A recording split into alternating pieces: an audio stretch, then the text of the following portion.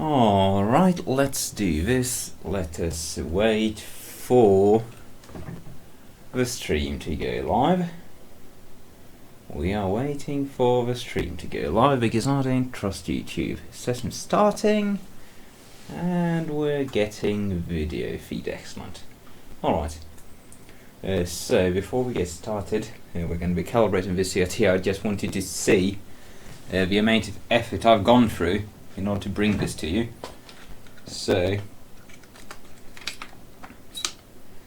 this camera you're watching through is my video camera, which is feeding HDMI to this HDMI video switch, which is feeding it to that monitor because it's also my microscope, and through this HDMI cable, which is running all the way to my streaming PC over there, from which we've also got an XLR cable hanging in the air going to our microphone, which is taped to the other CRT over there, and we've got a webcam mounted on the lamp there. This took a very long time to set up, I promise. Anyway, there's not going to be any drinking on this stream. I'm sorry to disappoint. And this is in fact going to be rather dry and dreary because we're gonna be poking around a lot of numbers on this monitor using software, and I'm just not in the mood for doing this alone. It's just so boring, so incredibly boring. So this camera work is hell on earth. Let's see. So for the most part we're going to be doing stuff in software on this computer using various test patterns and things on the actual CRT. So let's just start up the Windows calibration software. Wish I had screen capture on this computer, but I don't. You're not going to see anything of that. And this is like the software which can talk to these old Sony CRT monitors. So we're going to start by just testing communication by saving our current config file from the monitor. I've already done one monitor. This is the second one, and we'll save that as original because if we don't save this data, it could be forever lost, since this application is not very clever. And that just caused the monitor to turn off.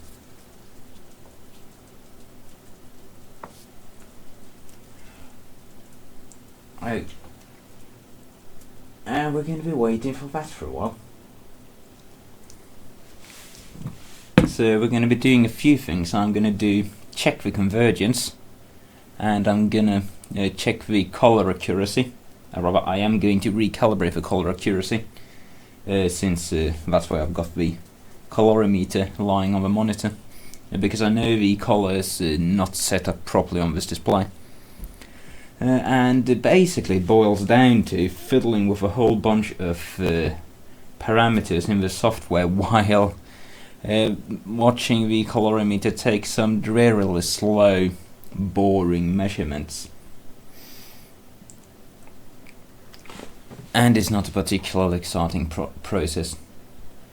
But hey, I don't know, it might be of use for someone in 10 years finding this thing if they got their hands on one of these monitors and need to do this stuff and can't figure it out. There we go, it's working back up. And we've got our file saved. Okay. So let's just start with the adjustments. I hope you can make something out of the camera. In fact, let's see if we can change the DPI scaling on Windows actually to make everything a bit bigger, because that would help. How do you do that on Windows XP? I have not used Windows XP for a very long time. Font size, no, that's just going to be themed. Accessibility, display, no. Where on earth would you set the scaling on Windows XP? No, someone just gave me 50 sec for what? Bring forth the industrial grade degreaser because strong alcohol and calibrations go so well together. Now I'm not going to be drinking during this stream, I'm sorry. I just want to find out how I set. I mean, you would imagine being on display. Advanced maybe? No. Alright, let's just turn the resolution down to like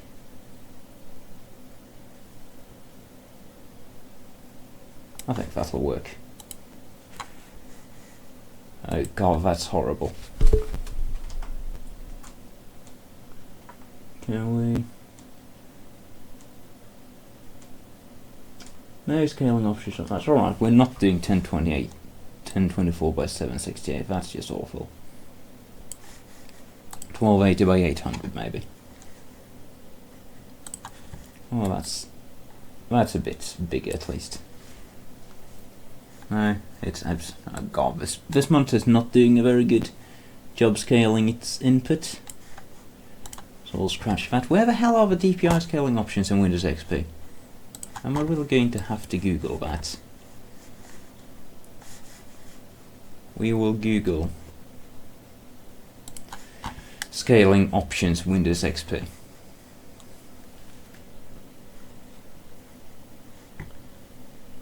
Hey, someone's telling me to do stuff. Let's see.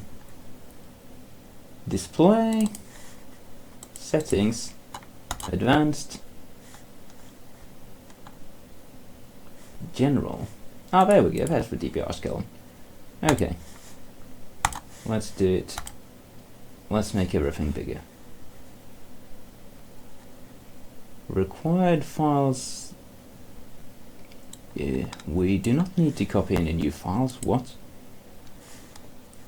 You need to restart your computer. Ah. Okay. This is the rebooting Windows XP computer webcast. Exciting times. That gives me a chance to make this bigger.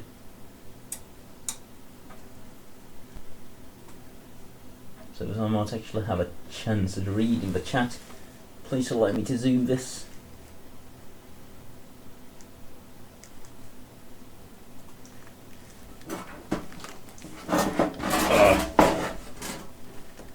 There we go.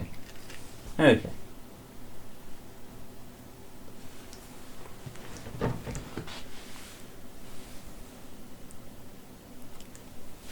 Alright, now we've got some useful size of this monitor, so you might actually have a chance at seeing what I'm doing. Right, Windows.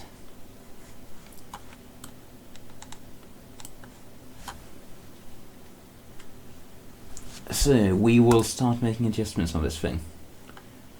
Let's start with the convergence touch-up. So we'll go to procedure, touch-up, and I don't remember what the just touch-up thing does, so let's just do that. So we want 1600 by 1200, and we want to feed the monitor a crosshatch pattern. Let's bring up Ada64 and generate some monitor patterns.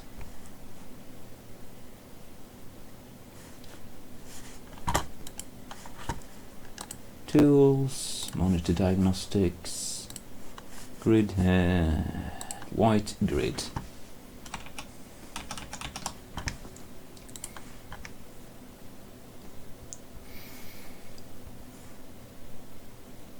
Okay, that's just a visual test of a monitor. So does this look good to me? No, it's looking not very good at all. Well, the convergence on this one's absolutely horrible. So we're definitely gonna have to run the convergence. Oh god. This is so horrible. I have no feedback on anything. Right, so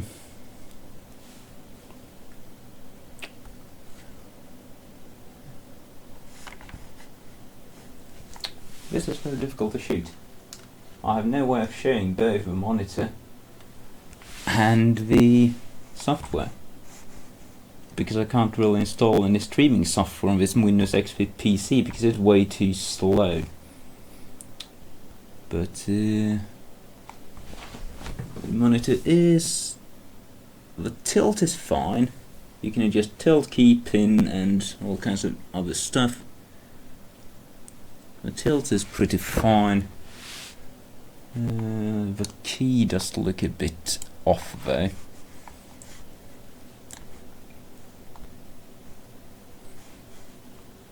So now you can just use the sliders to adjust the monitor. This is just going by eye. So that's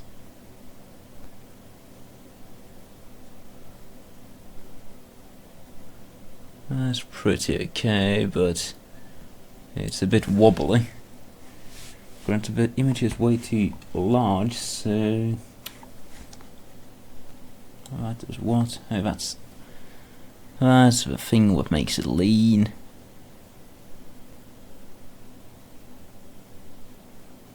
And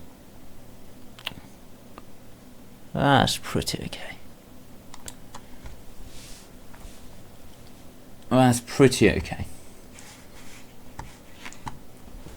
Relatively okay. The left side is all horrible, while the right side is better. I should probably go the left side actually, since the geometry is fucked. There we go. Yeah, that's looking absolutely horrid. Why would it not allow me to set the size of the screen first?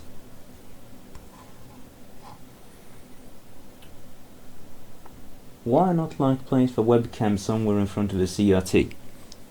Let's do that, in fact, because I'm not sure that's going to show you much good anyway. The issue is there's nothing to actually mount the webcam on, so I'll just bring in another tripod.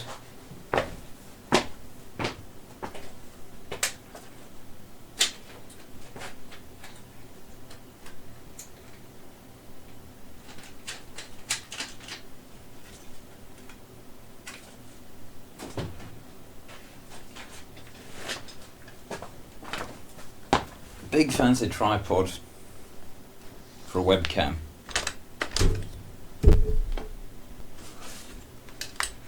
Let's see.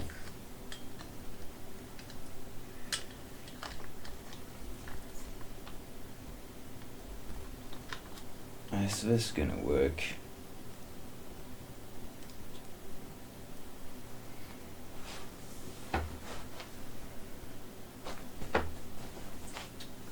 Oh, that's looking absolutely horrible.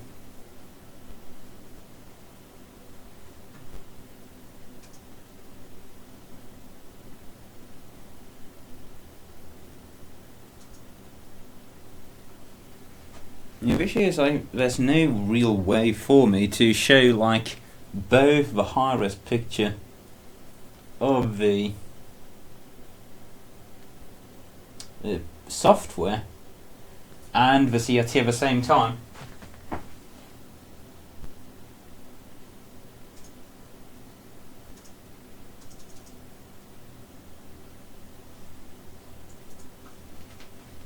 Yeah, I think that's going to have to do.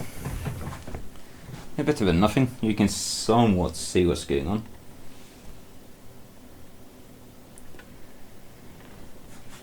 Yeah. Let's just... I'll put the webcam on the software. Like so. No, the webcam. Video cam.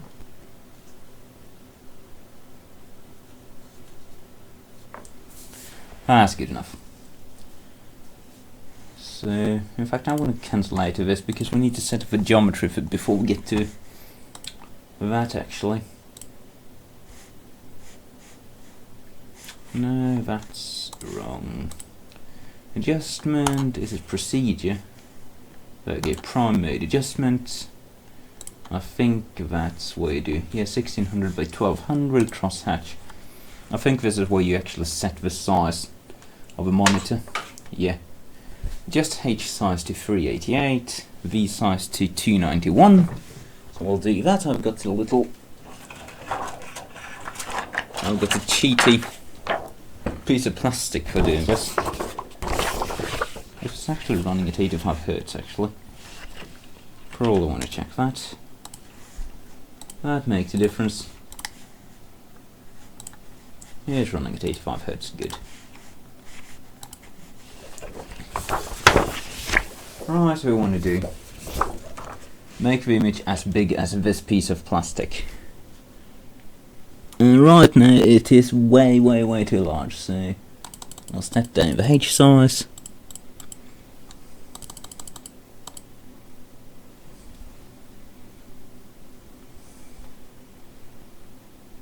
That's pretty good. I'll step down the V size. The convergence on this monitor is so bad. You're going to see that when we get to the convergence adjustments. This is just horrid.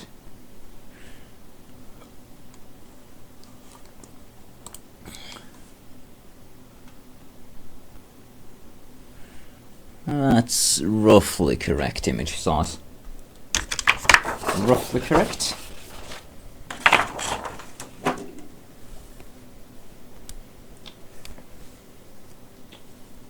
The chat asks, big question, why even not do such a thing? I'm a big fan of vintage stuff, but I have to say I don't miss the CRTs. And because this is a fancy CRT which allows you to play video games at high refresh rates without having a big bowed thing. This thing can do like 1024 by 768 at 150 Hz, which is pretty nice. And like all the refreshing technologies, CRTs and plasmas have much nicer subjective movements to them. Like you don't get the horrible scratchiness of an LCD monitor, which uses sample and hold technology, where it will show the same image until it refreshes, and then show that image until it refreshes, rather than just flashing the image for a split second. So that's why I like CRTs. Anyway, just your H phase and V center for getting the image centered. It's pretty well centered, I'd say. Yeah. So that's good. And I don't think I need to change the linearity. Adjust V-lane bell to make top half and half bottom be of same height. It's set to 128. What's it do? Oh wow, that's trippy.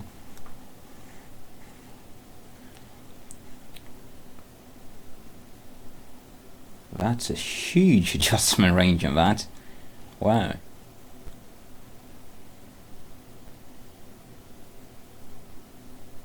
I should probably zoom the webcam in a bit more to get some better resolution for you guys, because that's useless.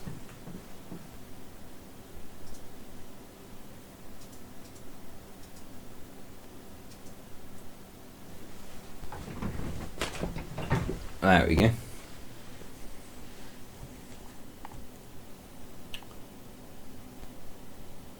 Oh yeah, and another good thing about the CRT is the black level. A decent CRT will get way blacker than even a modern LCD.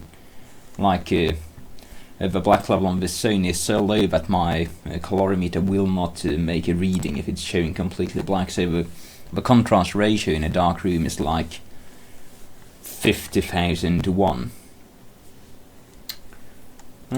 More adjustments. Pin to make top and picture center be of same height, same width. Okay, set to 110. Alright, that's that thing. That means we need to look, fine adjustments. Last thing about these Sony Trinitrons is that you actually get a perfectly flat image out of them. Do we get tilt on this? No. When we don't get tilt on this setting.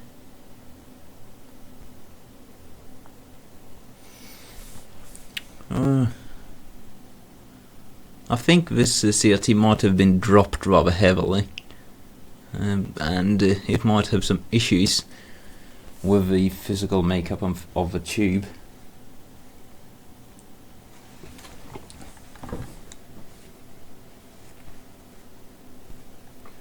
Key set to 118.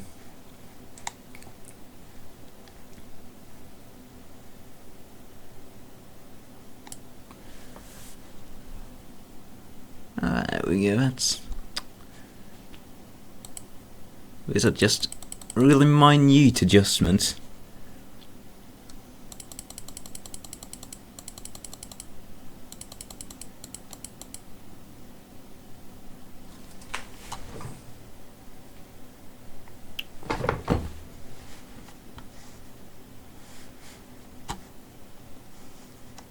It's very annoying because I don't remember where you get to set the rotation, and I think this might have the image slightly skewed that way, which is making these adjustments rather annoying. And because we're relying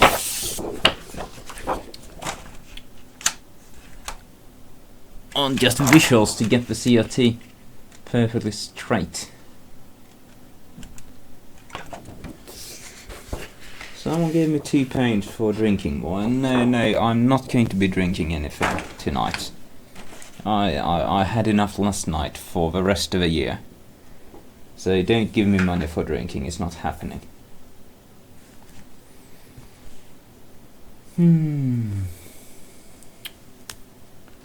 Why have we not been allowed to set the rotation yet? That's annoying. Oh well. Let's just, pin bell is set to 128.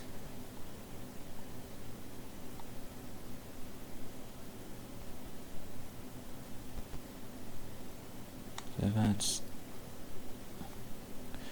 just the straightness. All that to be absolutely straight.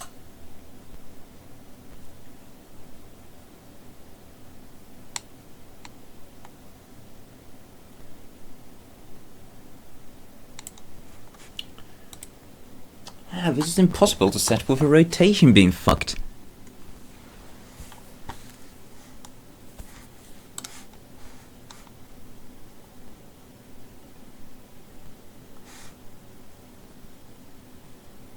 I don't remember where we got to set for rotation. That's the worst part. I know this software allows you to set for rotation.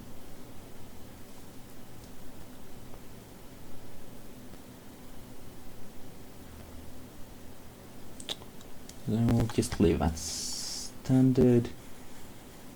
Key bell, what's that do? That's that thing.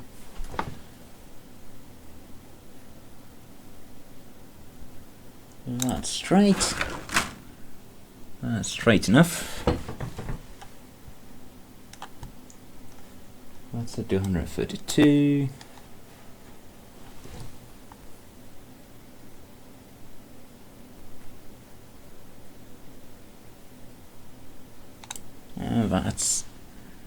That's straight enough. C-bow set to 140.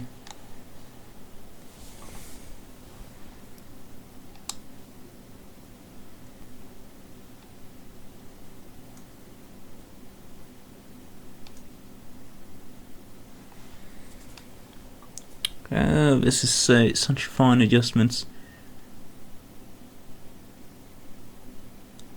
That's pretty much that's about as good as it can get.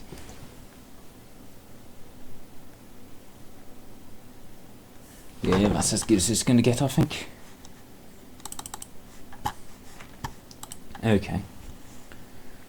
Please, alignment of geometry at prime mode is complete. Okay.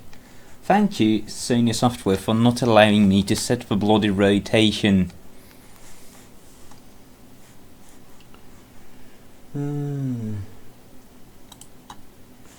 What's alignment at factory preset do? A bunch of things which we do not decide to do because none of them are rotation. Does preparation allow me to set it? Yeah, click. I know that are no failures. Yeah, I know. Oh yeah, this one does.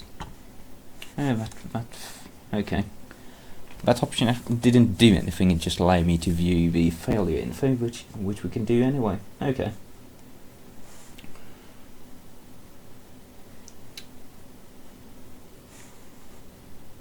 Well, that's annoying. And we'll save those values. Yeah. Final setting. Wait a while. Okay. And it's saved. Where do I set for bloody rotation? No, not there. What's that do? Okay, nothing.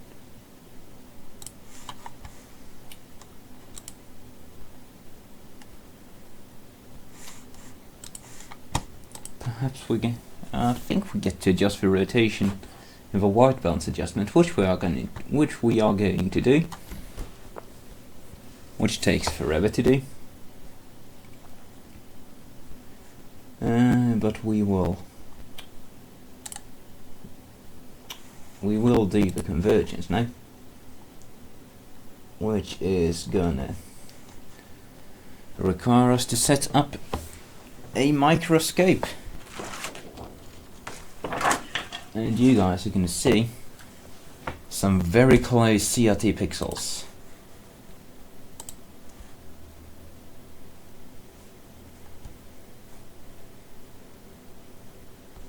Okay, we have already adjusted the image size. Right, converging adjustment, that means you guys are going into microscope mode.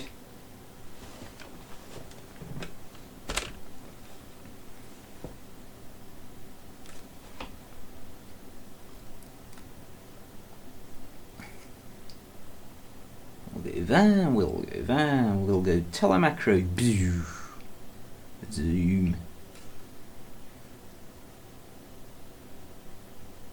Focus please, there we go.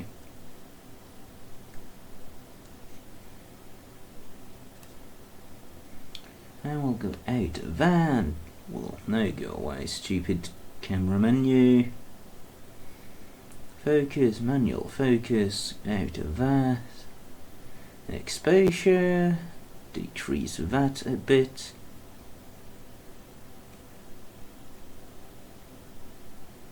There we go. And now we're ready to adjust the convergence on this thing.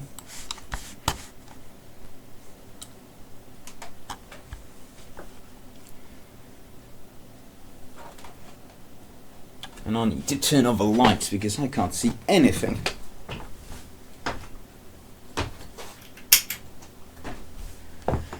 We will let the darkness consume us.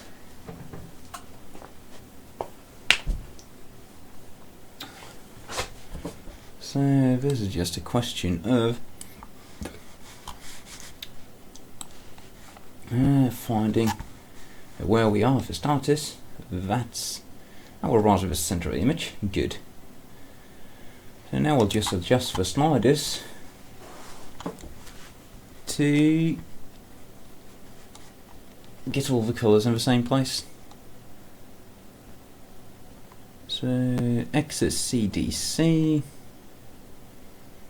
that does.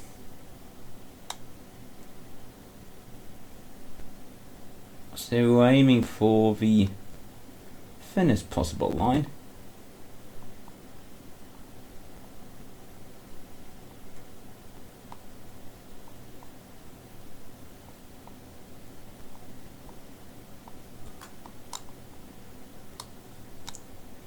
This is so touchy.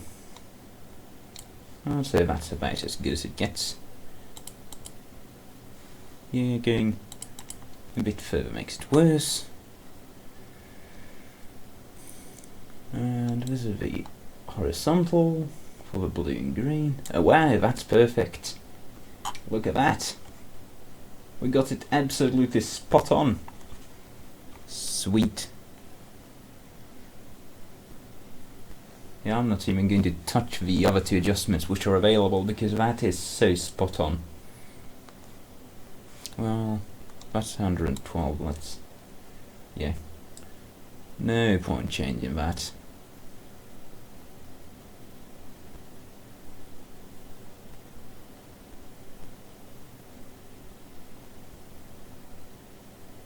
Oh, maybe.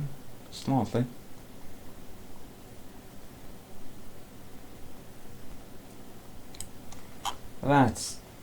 That's perfect. That is perfect. That's better than the other one did actually. Okay. So now we're getting into the a big adjustment. I've got like 10 different sliders. This is step number 5. So we're gonna go to the top area. So I'll just move to the window to the top.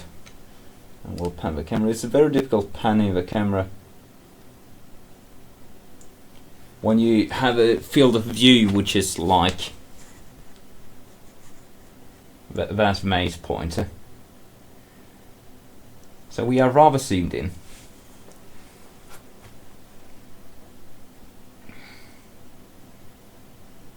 Now we need to refocus.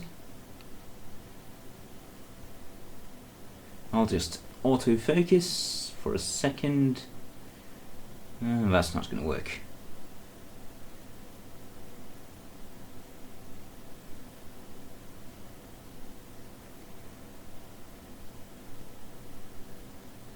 There we go. That's properly focused. As good as we need it to be anyway. The chat says there is a 4th line on the left. Yeah, that's the blue that's not aligning perfectly with the phosphors. You can't really align it perfectly with the phosphors.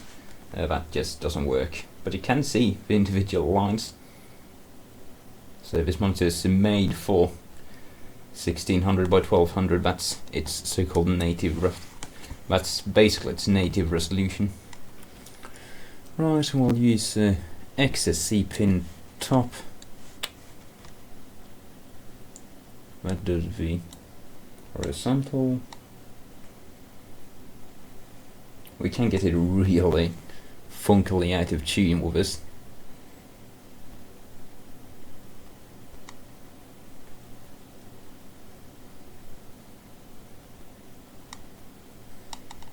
And I need to be climbing all over to actually see this. This is a horrible procedure to do with this setup because I need to look at all the corners of the screen as well.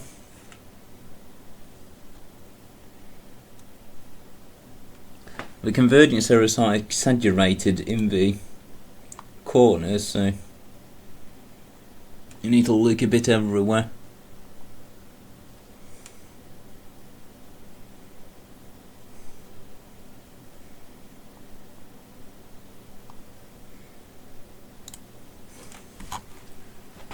and you need to find a good compromise between corner convergence and center convergence, because like the convergence correction isn't the same in the corners as it is in the center.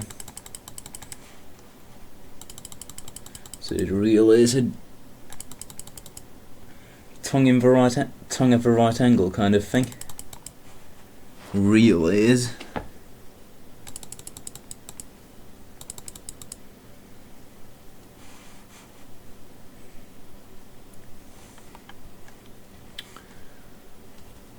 So yeah, the sensor's looking pretty good. We'll go to the top left corner and have a look, because we do have some issues in the top left corner.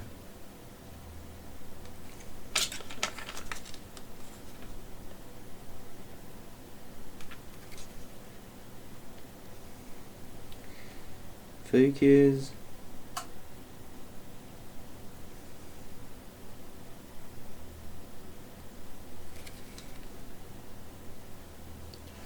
So we're doing the horizontal convergence. So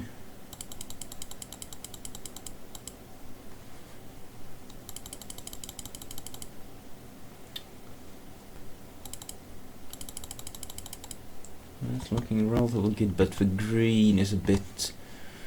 Oh, so I will change the green.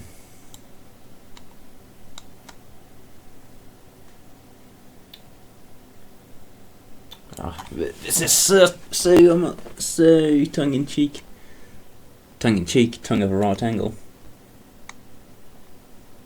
There we go.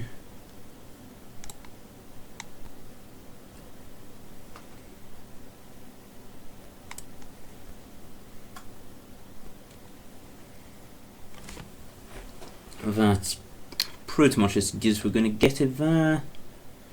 And we'll go to the other end.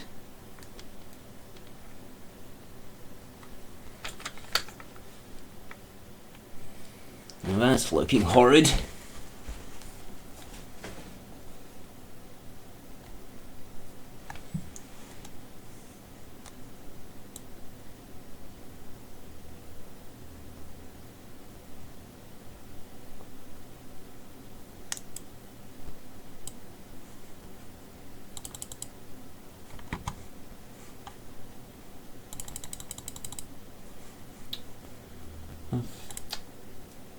Yeah, we've definitely got more issues in the corners than we do. Oh shit. Than we do in the centre.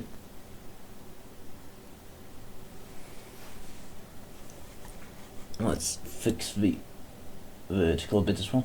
The vertical convergence is great. And just look at the verticals.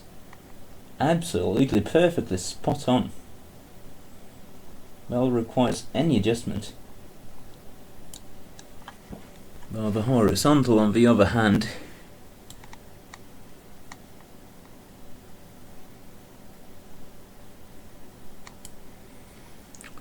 it's almost as if it's slightly out of focus.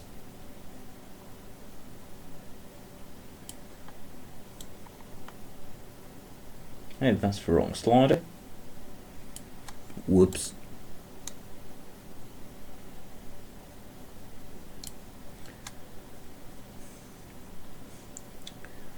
And that's about as good as it's going to get there. But we need to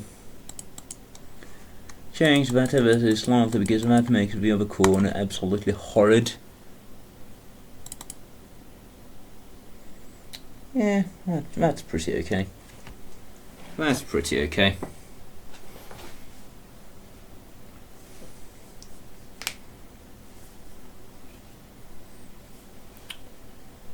Right, so that's the right corner.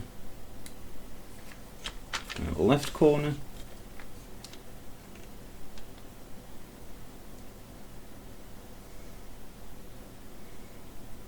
Is somewhere around here. Left corner. Well, the vertical's a bit off there.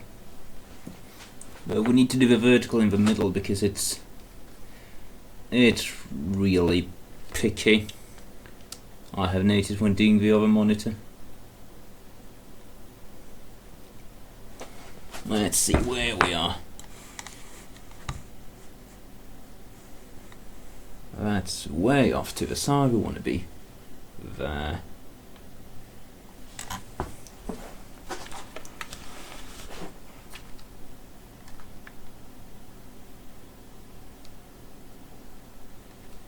That's our spot.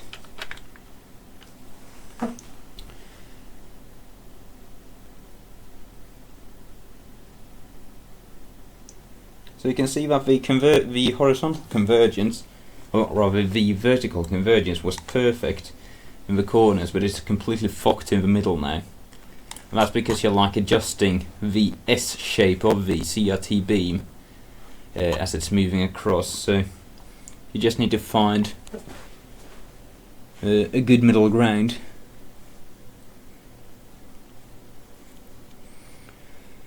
So the green and the red are pretty good. The blue and the red are way off. So we will. Is that? Yeah, that's the one.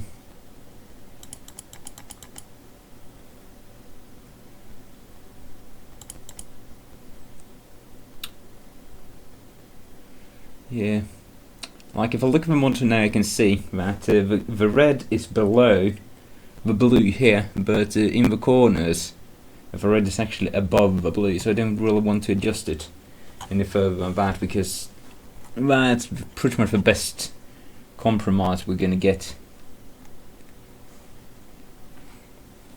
And we have some major issues like in the kind of middle part of the screen as well, which is going to require some adjustment. But we'll move to the bottom end of the screen. Down we go. All the way down. There we go.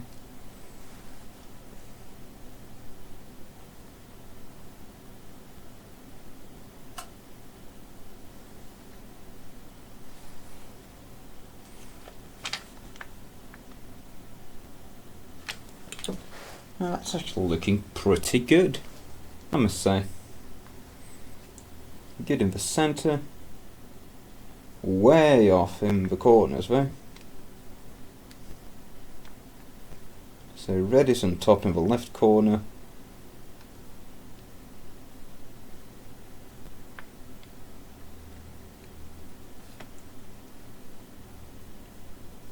That's pretty good in the right corner. But yeah, the left corner is absolutely fucked.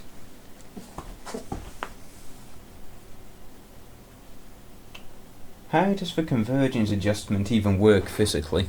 I'm not entirely sure. It changes the route each of the cannons, RGB cannons take when it sweeps across the screen.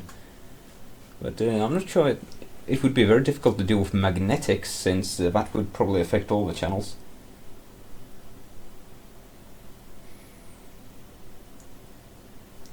Is it not harder to get the convergence right on a Trinitron flat type screen than a more curved screen due to the shape? That seems to be the case.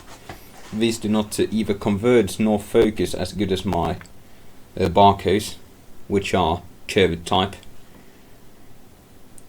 The Trinitron's probably got a lot of DSP magic doing work to get it anywhere near good.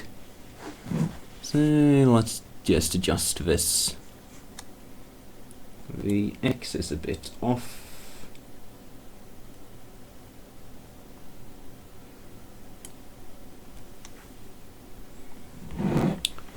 Let's see. Yeah, horizontal's good all over.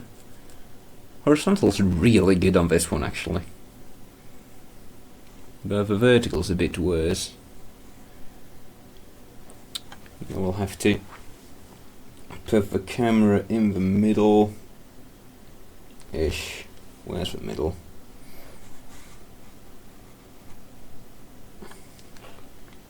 Where is the middle? There's the middle. And I'll have to make some adjustments by eye.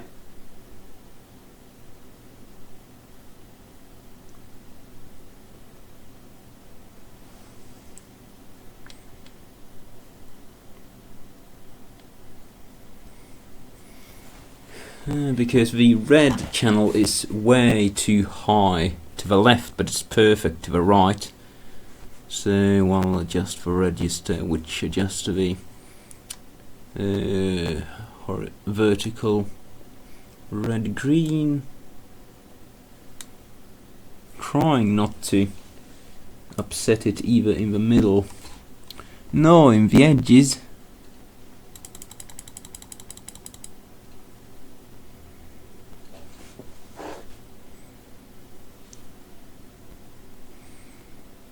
And we can adjust the green slightly.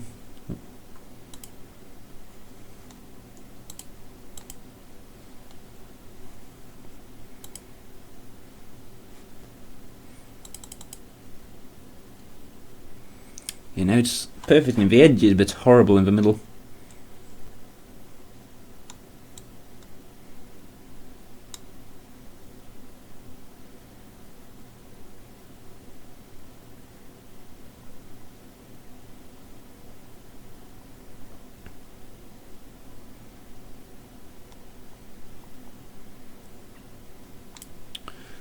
So now it's slightly off all over, but it's rather even, so we're gonna go with that. They're pretty well matched, pretty good across the width of the display. Left side there, and the right side. Pretty evenly bad. That's pretty much all you can ask for with these.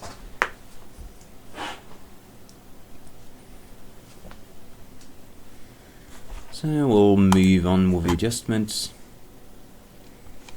Right, so now we're going to the instruction says adjust vertical convergence of mid-top area and mid-bottom area with these two registers. So we've got two registers to adjust, and they do the vertical in the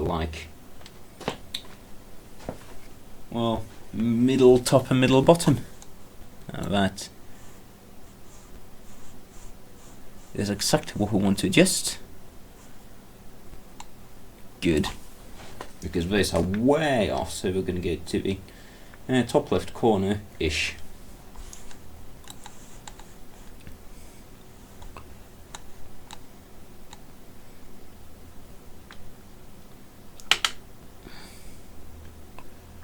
Right around there.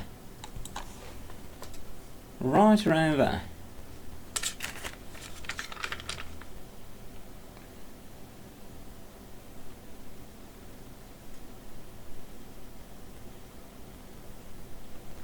So red and blue are perfect. Green is off. That's perfect. Is it perfect all across the screen?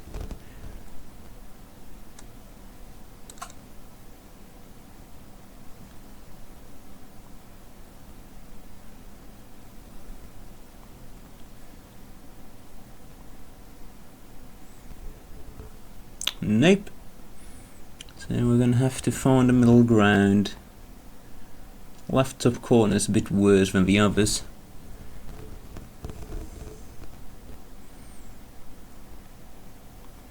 It was like 140 to begin with. These are 8-bit registers, so you have a 256 step range.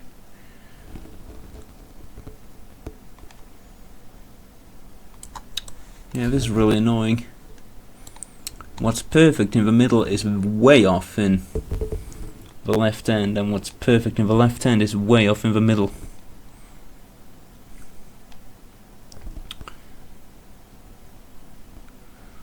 Like way off.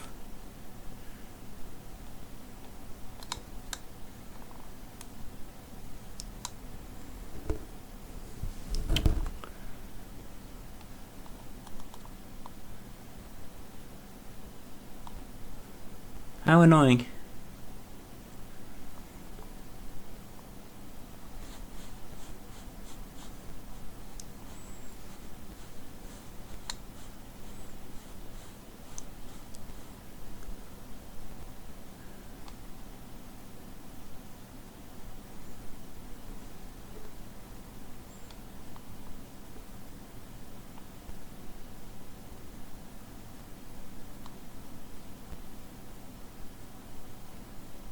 Yeah, that's as good as you're gonna get in that area of the screen without sacrificing the convergence in the middle.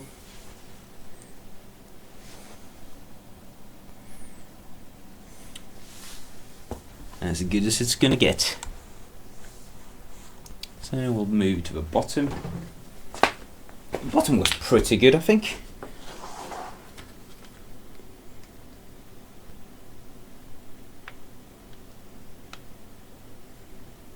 We're going to be roughly there. Where are we?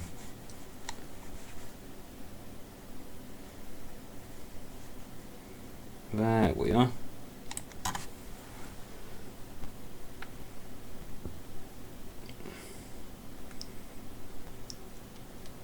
So how's this looking for corners? That's fine.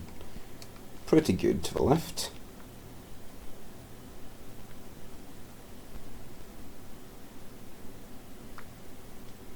Pretty good to the right. Can I make this better? Let's zoom in like somewhere in the middle-ish.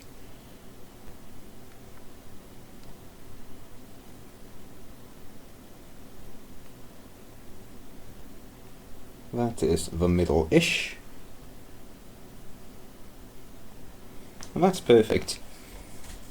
Let's ruin that.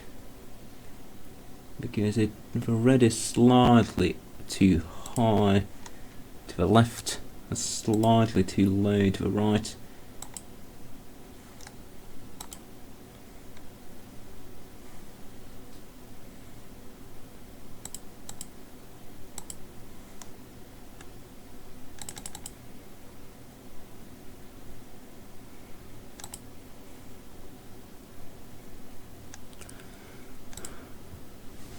And just that adjusted down to the right. Yep. So let's. It is generally better to the right. So that's making it better there.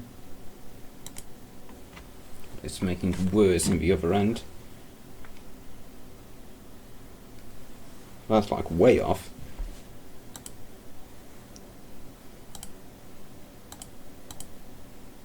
So defaulted to 165, perhaps we'll put it like 185 because that looks like a decent compromise.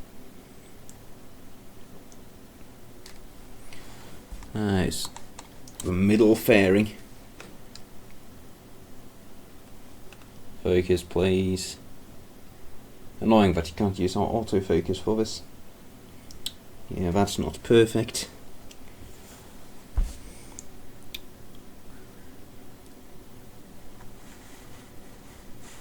But I think it's about as good as it's gonna get.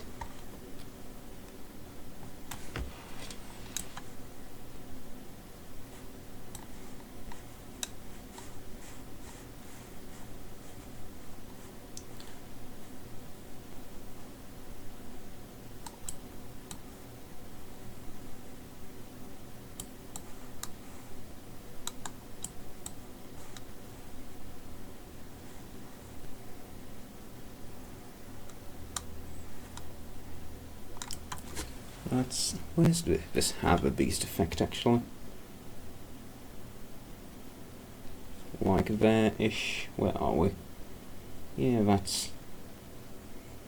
No? Where the hell is the camera pointed?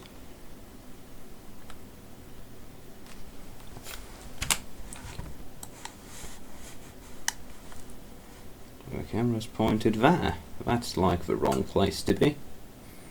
We want to go there. And we want to go like slightly up. That's where we want to be.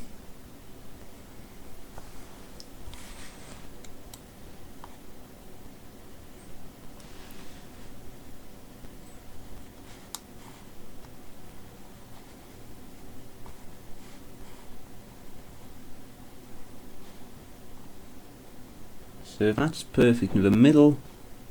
but fucked in the edges.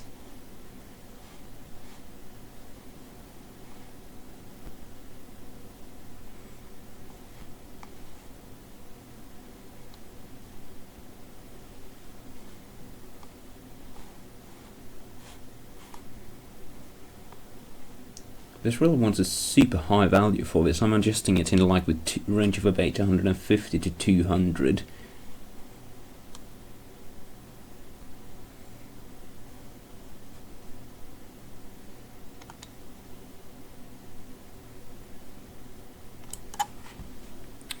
Yeah, I'm gonna go with about that.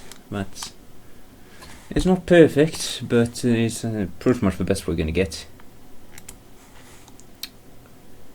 Now it wants convergence at 1024 by 768, so I have to change the resolution of the monitor.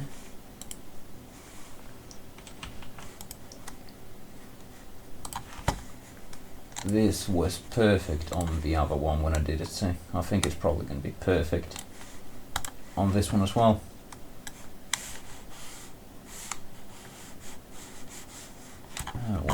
I think it's at 60 Hz. We'll do 60 Hz. Yeah, it's at 60 Hz.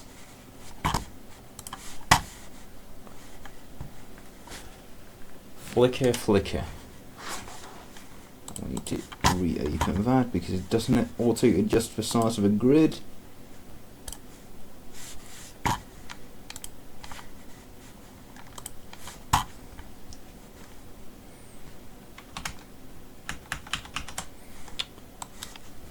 Right. Oh, this convergence is horrible. Absolutely horrible.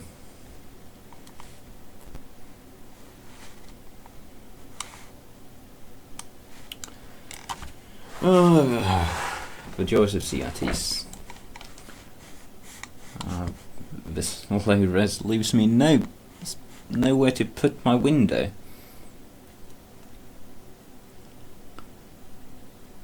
We have to adjust the size slightly because it's almost clipping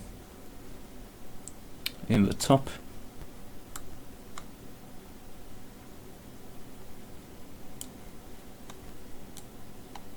Become larger.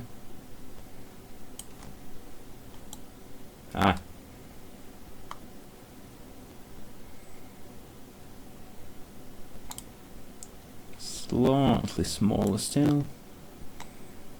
That's pretty okay. So just 2 adjustments in total, and I think you set these for like the center of the screen as a reference.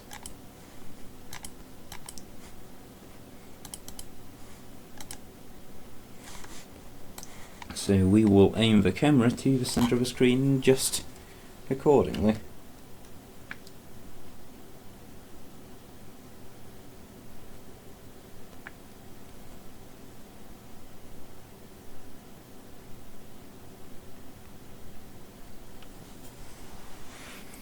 There we go.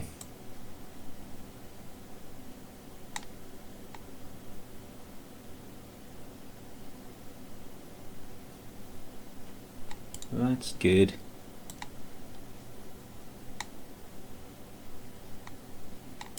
And that's good, and it's awful in the corners, but it's okay in the middle. So we'll go with that. Okay. Convergence touch-up complete. Good. It's certainly better than it was. And this allows us to move forward to the worst part of this, which is the white balance, which takes forever.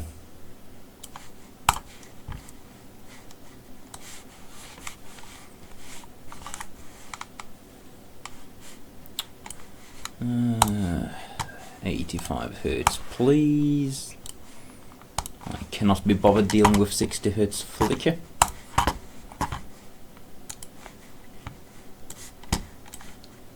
I'm going to fetch a cup of water. I'll be back in a minute.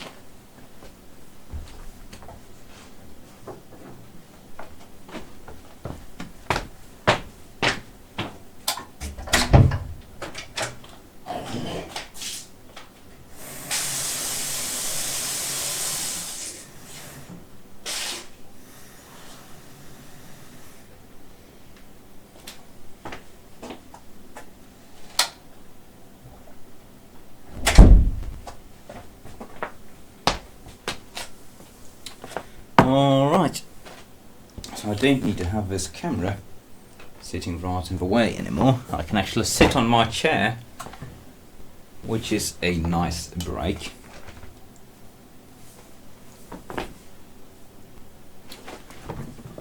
We can zoom this out.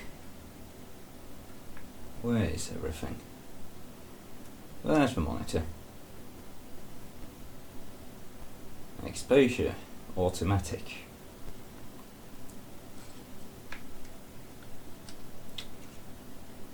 Focus,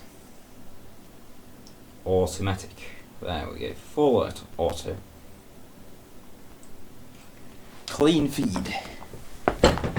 Right, so now comes the part where we play with colorimeters, and we need to fire up HCFR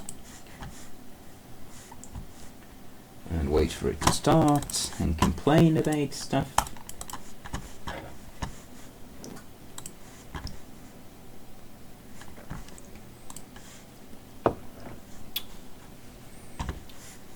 And get some test images going. I've got a whole slew of images which I have prepared.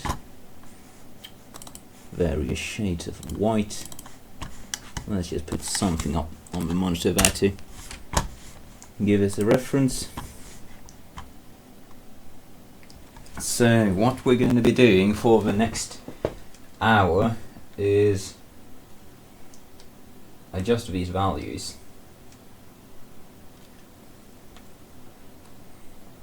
Oh, come on, stupid cord, go away.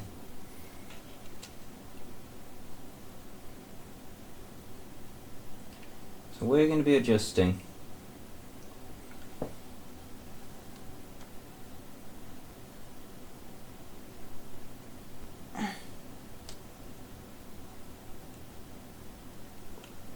those values. So what we're interested in are going to be X, Y and Y. So X and Y set the coordinates. You can see the little chart there as to where your white point is, and Y is the brightness. And this monitor is set incorrectly. I did a mistake when calibrating it last, so it has like retarded gamma. Really bad gamma. The chat says, isn't there software which does this automatically for you? Yes, but this is for hardware calibrating the monitor. Like you can't just... We're not making an ICC profile for use in the software. We are actually calibrating the values inside the monitor. So we're going to be calibrating for a low delta E value. And we're going to be doing that by adjusting stuff in the Windows software. If I can get my mouse cord untangled, that is. So let's just get going.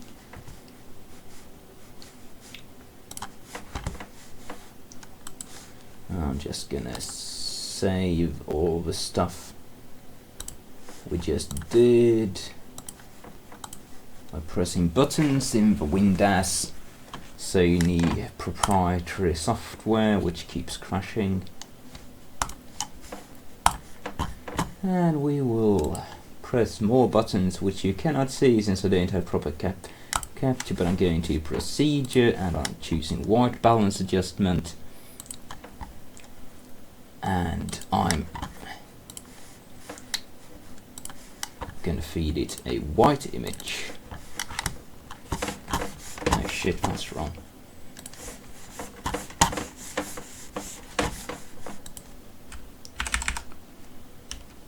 %100% white.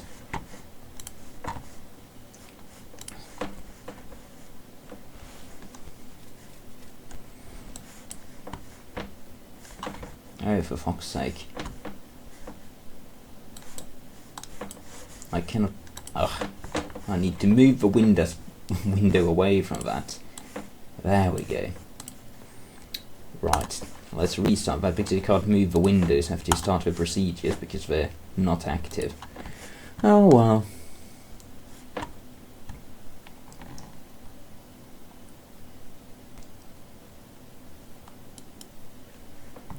The chat says the potential flaw doing it in hard ways that it cannot compensate for different analog VGA output levels per computer/card.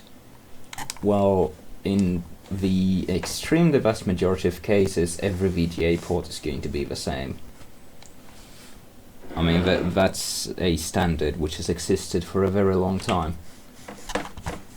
I am, however, going to fire up DispCal for a second, reset the gamma table.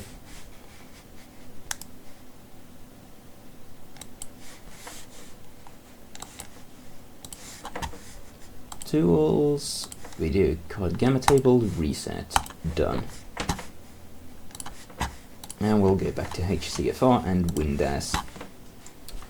So the image size is fine.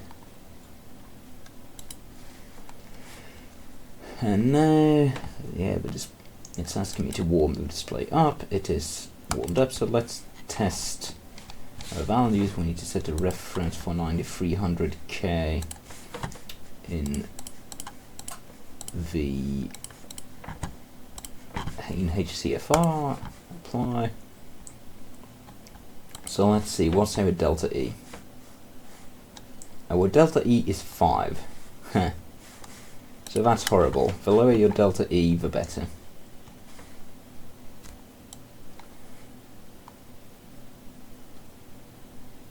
So I'm testing it at various brightness levels, and it seems to be consistently poor. So that's better when it's dark. Okay, that's weird.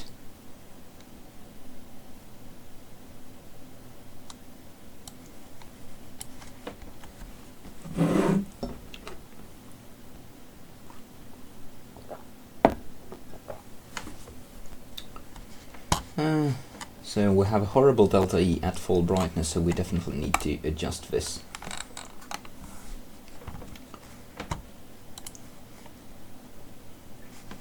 So now I'm just gonna screenshot the instructions because they are important. Can I perhaps do a slightly wider angle, or is that just going to cause everything to fall apart?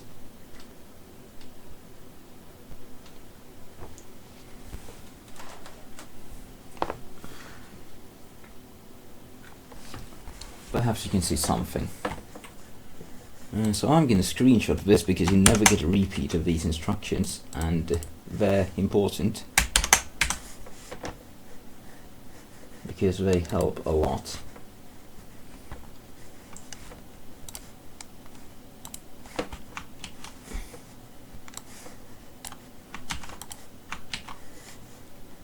There we go, instructions. And I'm also going to look up a chromaticity, I don't know, let's find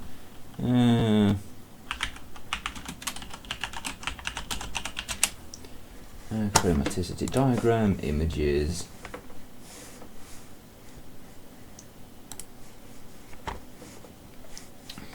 something like that. Ugh, no, give me the image. I collect the image. Okay, so here's this looking camera. The way these adjustments work is like the E is the thing you're changing, and you know, if you add more blue, then you're basically pulling this point towards here. So if you increase blue, then you're lowering your Y and lowering your X. If you increase red, then you're pulling that way, so you're pretty much only raising your X. And if you increase green, then you're pretty much increasing both your X and your Y, mostly your X. So that's how this adjustment works. That's a handy reference to have open at the side. I'm just going to put this somewhere.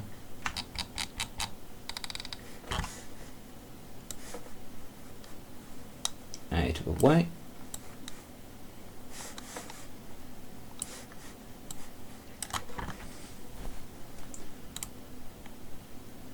And we're getting warned about all kinds of things, because you cannot end this once you've started it.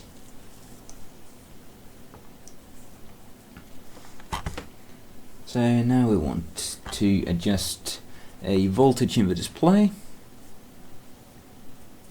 And why has it screwed up my geometry? My geometry is fucked, okay.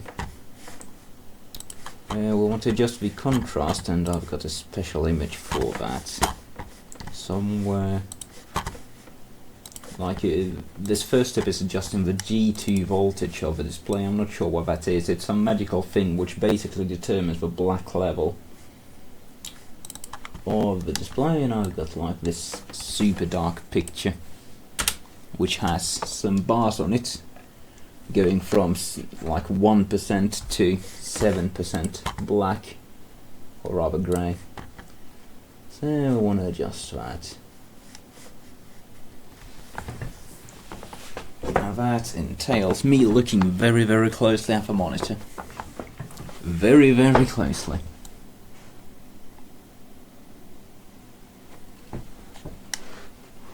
Why did it screw my geometry?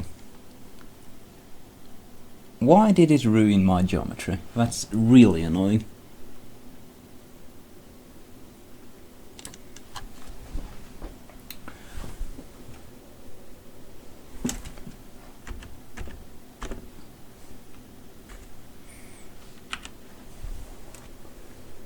Oh Jesus Christ, I'm about to tip the monitor over.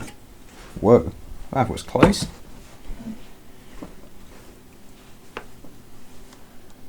One should not ideally use rickety wooden chairs for holding heavy CRT monitors.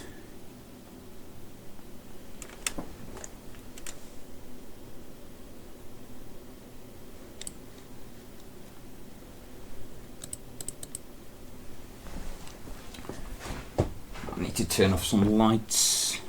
Oh no, maybe I can make it. This is so incredibly finicky.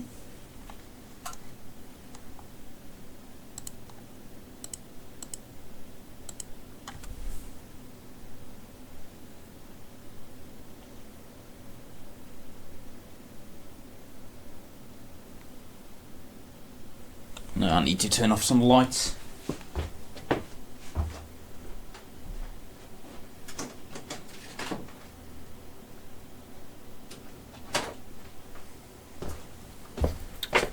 Complete darkness. Cannot lower the brightness of this laptop. Is it already at minimum?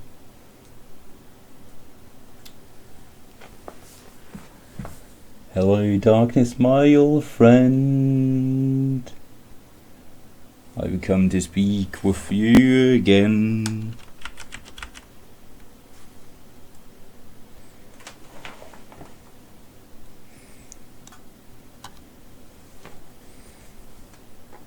Huh.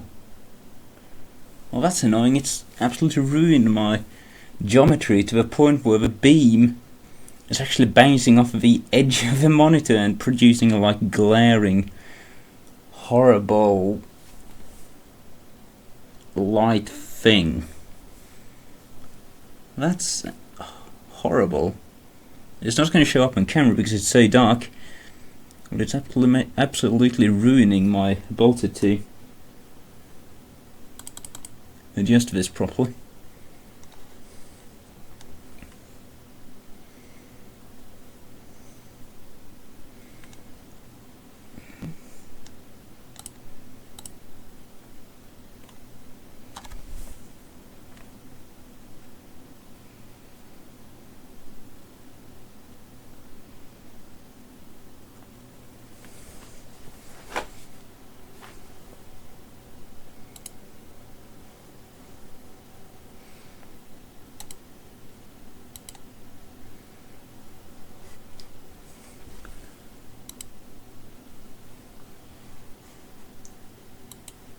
Oh, cock.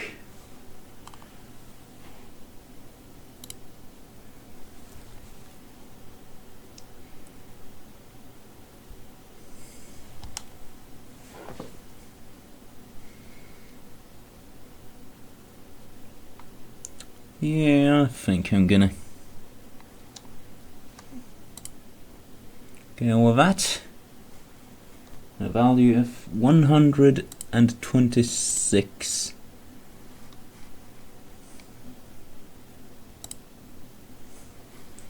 Because 127 raises the black level considerably.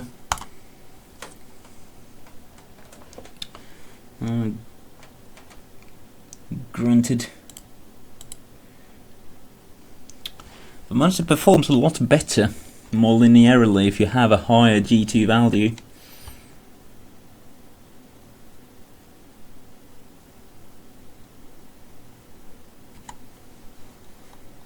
So it's a difficult call.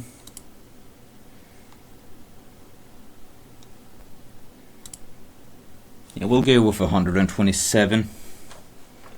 That's providing decent results.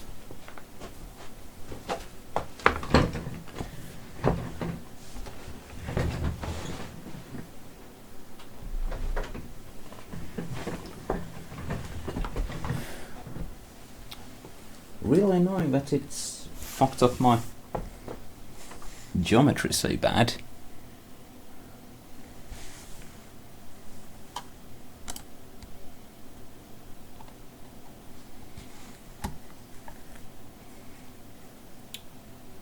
Why has it fucked up my geometry? Jesus. This is horrible. No, this won't do.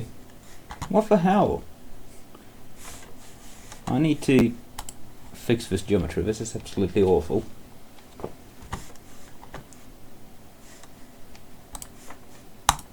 Why did it fuck up my geometry? It's never done that before.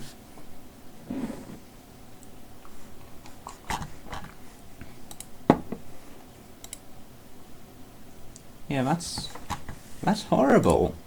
What? Don't touch my geometry. My geometry was fine as it was.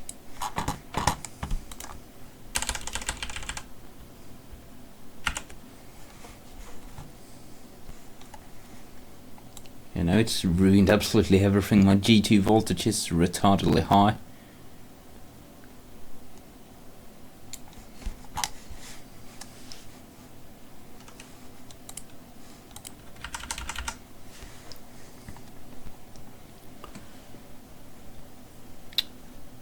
How annoying. So I need to bring out my size reference again. Because it is important to have a geometry set correctly, else you're going to be adjusting the brightness values for incorrect exposure.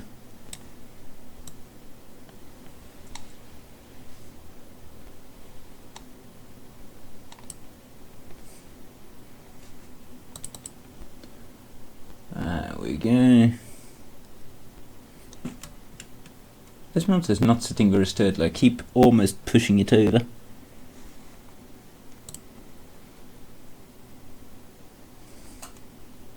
That's good. Vertical size. Let's get good horizontal size.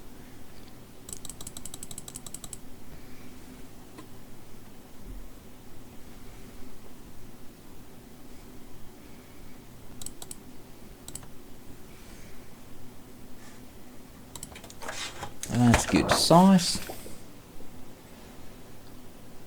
The position's pretty good. Okay, that's good.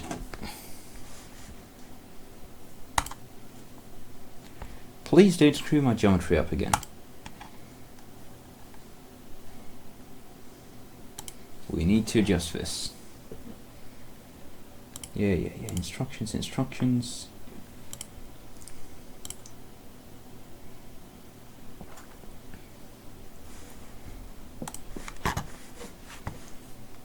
Right, so let's readjust the G2 value with a proper geometry setting which isn't causing horrible visual distortion.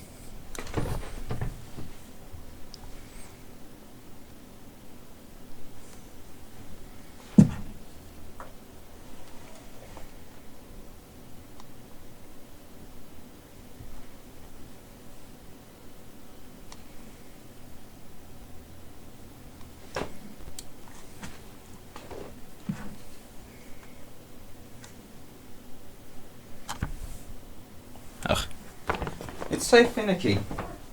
Just having a monitor on in the background is pushing so much ambient light onto the CRT that it's making it difficult, or rather impossible, to adjust.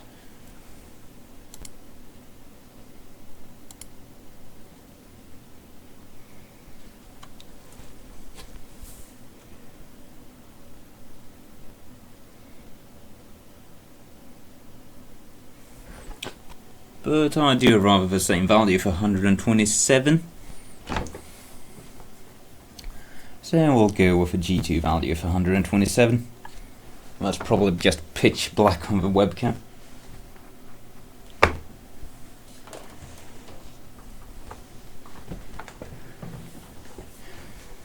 Okay.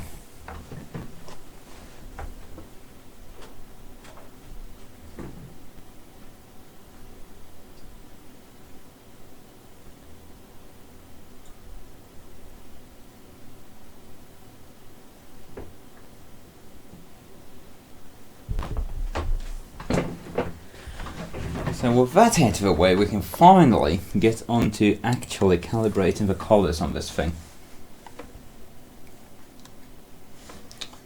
So now we just look at the colorimeter data and adjust accordingly.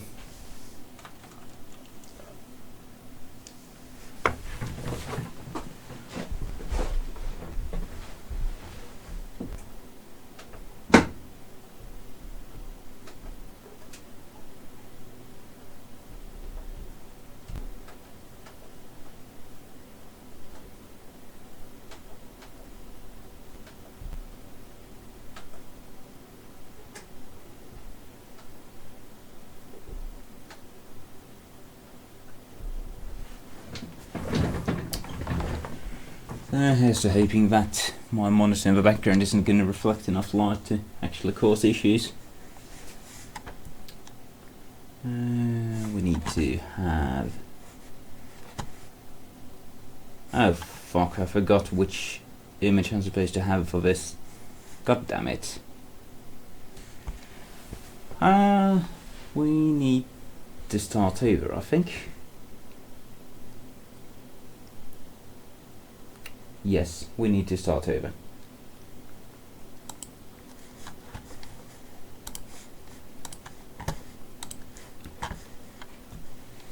This is why this software is so annoying, because you never get any second chances.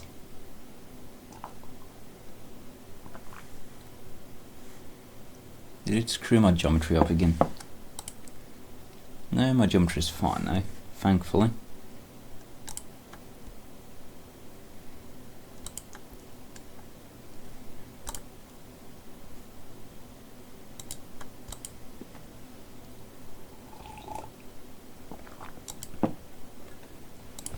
Okay, what are we supposed to be showing?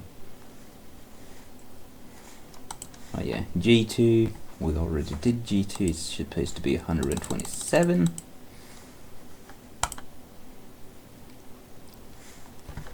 Black, give us black.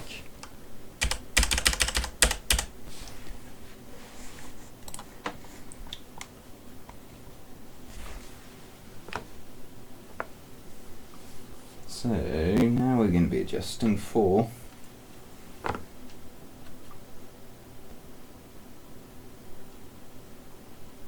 some of these values. So we want to basically our delta E to be as low as possible, and right now we want our Y there to be 6.5 candela.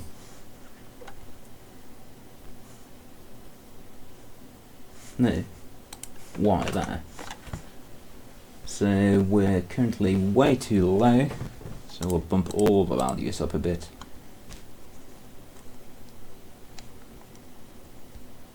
And this always takes forever to measure, since the Spider 4 is such a cheap, horrible device. We need more brightness.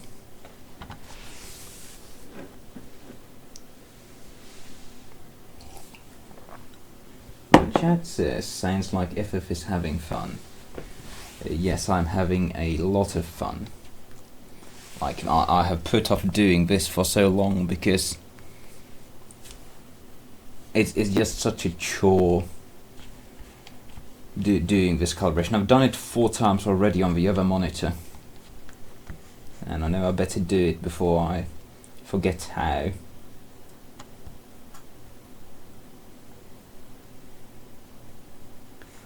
Alright, so I want a bit more brightness, and we'll add a bit of green.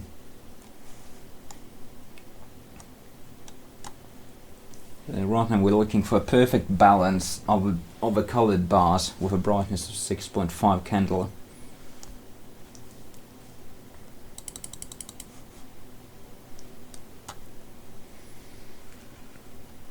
Now the measurements are taking so long. It's updating like once every 5 seconds.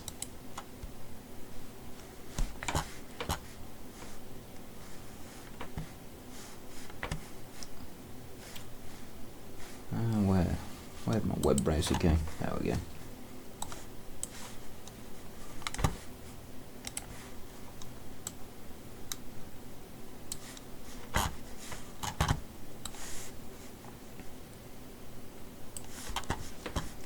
Oh yeah.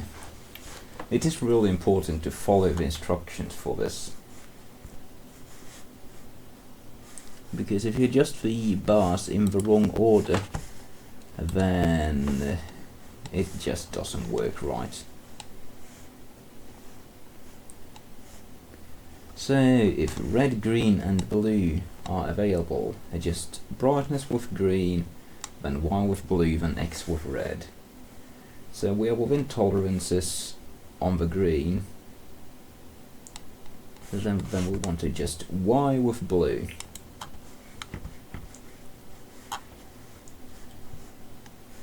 And our Y is currently too low. And if we look at the chromaticity chart, raising the blue raises the Y, so I want to decrease our blue.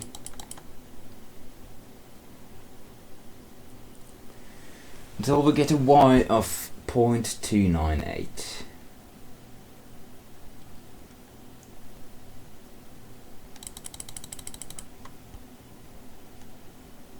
And that's green, not blue. Cock.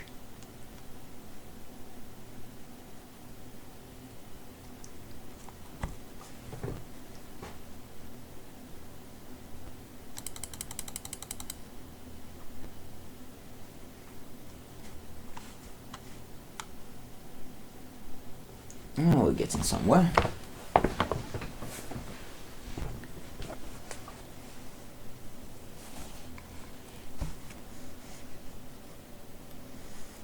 .298, so I want to decrease the blue just ever so slightly more.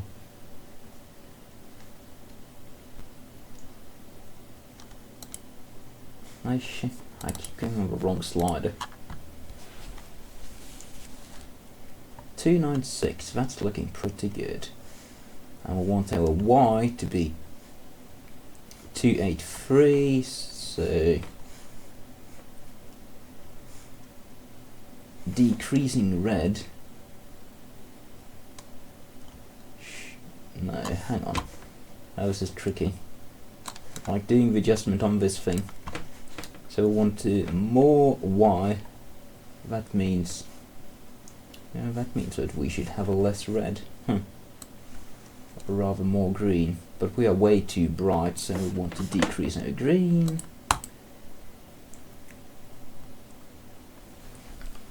Because we need to be around 6.5 lumen, which is way less than the Spider 4 is good for measuring, which is making this take so long. I want to shoot myself. 6.666, well that's good. Our Y is 2.278, we want more Y, so we need a bit less blue.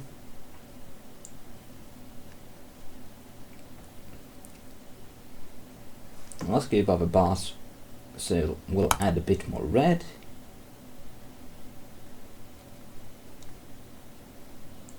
Even a bit more red.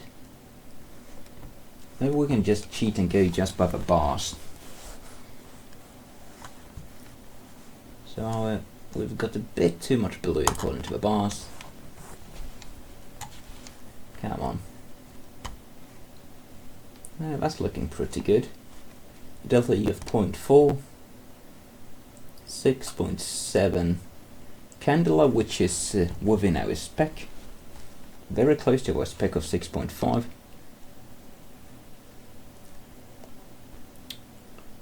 283 and 293 when it's supposed to be 283 and 298.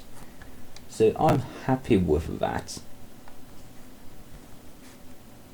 This looks good. I approve. We'll move on. And now we're supposed to show white.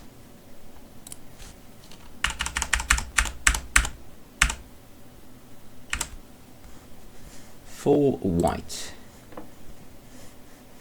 And now we're adjusting for the same values at a brightness of 112. So we are way too bright. Oh, lower the brightness till we get to around 112.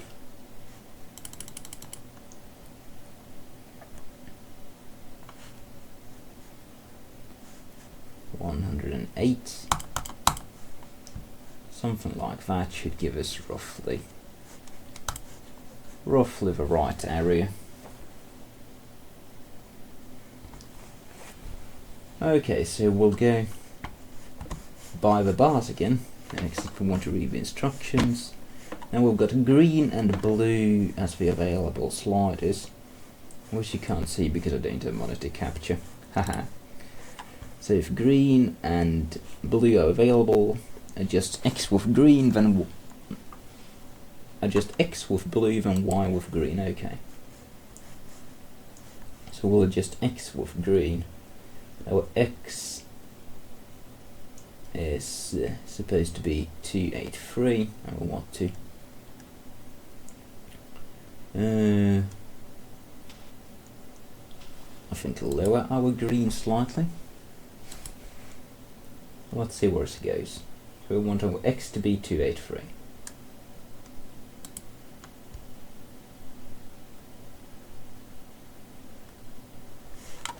Are we really supposed to adjust X with green? No, adjust X with blue. Duh. That makes sense. So we want to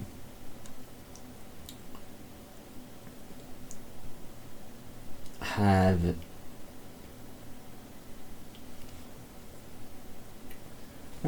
let's just read the chat instead. You appear to have a small beak or ghost hanging in front of your display. What is it? It's the colorimeter that's giving us the data there. Like, it's a display calibration tool. It measures color.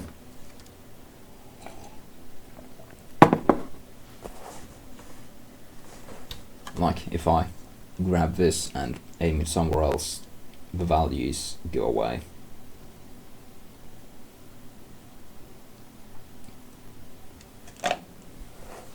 The next reading is going to be completely fucked up.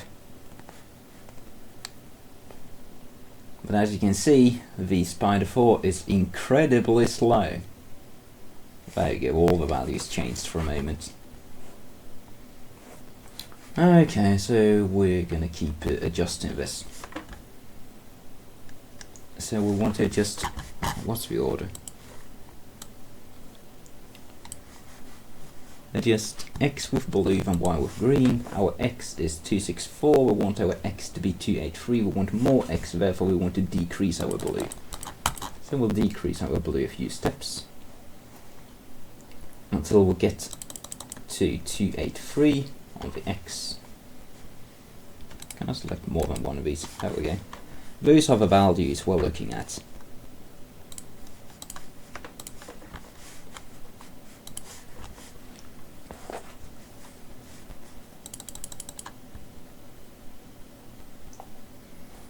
The chat asks, Does the colorimeter have 3 filters and amplitude measured? I'm not sure how it works. It's got a bunch of holes on the underside.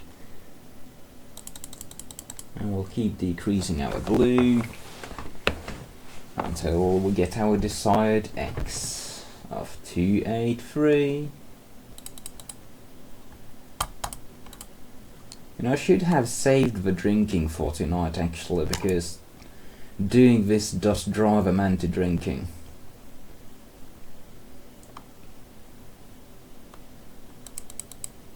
Okay, the Spider 4 is so slow.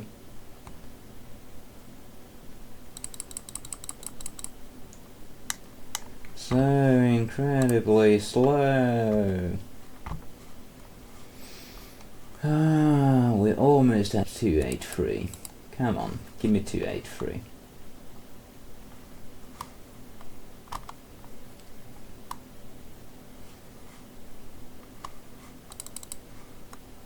Give me 283, come on. 281, 282, okay, that's good enough. And we're going to adjust our Y with blue and with green, and raising green raises our Y, and our Y is supposed to be 298. It is currently at 328, so we want to drop it down considerably. I just dropped it 20 steps. We'll drop it another 20.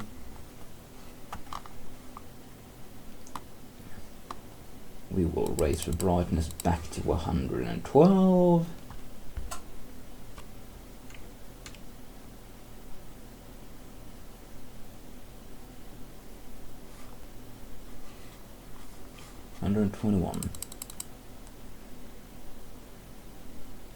Give me 112.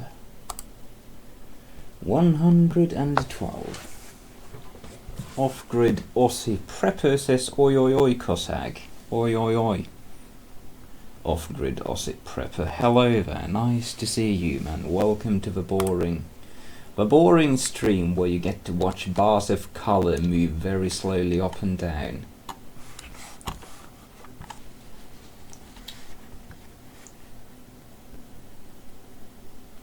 Okay, we're looking for an X of 283, a Y of 298.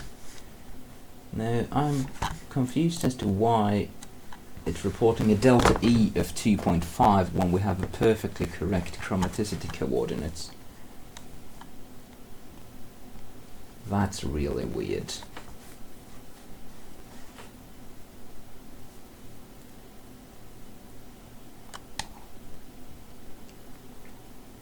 At these chromaticity coordinates, our delta E should be very, very low. Why is our delta E very, very high? This makes no sense. What voltage power supply were you using for that LED monitor yesterday? 5 volts for the logic and about 37 volts for the LEDs.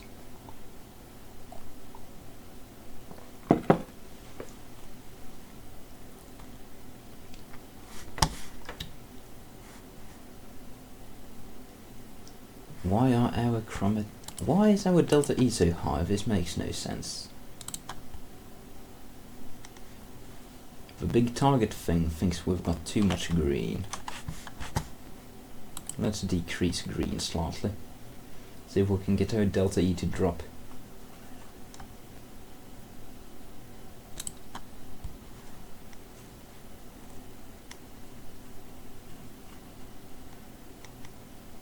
Yeah, it's dropping. I think we'll go by like the delta E reading in the colorimeter software rather than the pure chromaticity coordinates, because I can imagine that being a bit more accurate in the long run.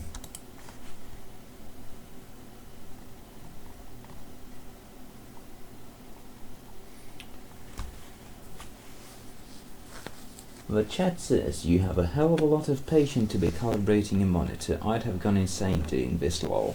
Oh, to imagine we're like 10% into this procedure. How can you tell if the sensor device is correct? You just assume that it is because it's an expensive thing.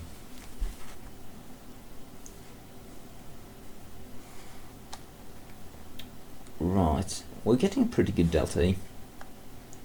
So we've got a bit too much green, so we'll drop that because we cannot adjust our red. We can only adjust our green and blue.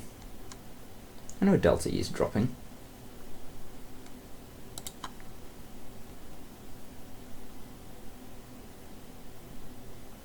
This is becoming pretty good, I'd say.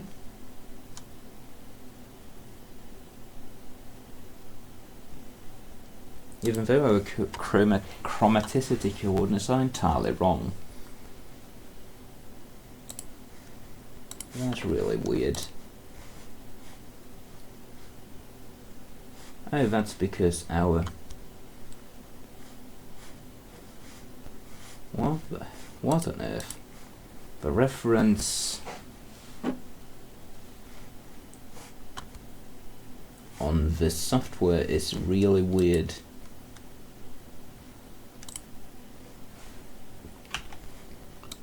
Because it's set entirely wrong. What? Why are you set to? What's going on? Why are our chromaticity coordinates in the reference set to something which is not D93 when we want D93?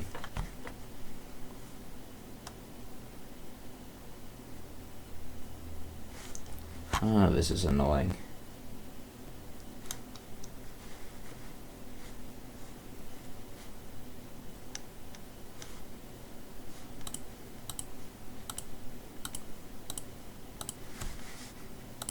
The data does not update very well. This software is a bit odd, and clearly does it here if I change the reference. It just crash. Yeah, the colorimeter software just crashed.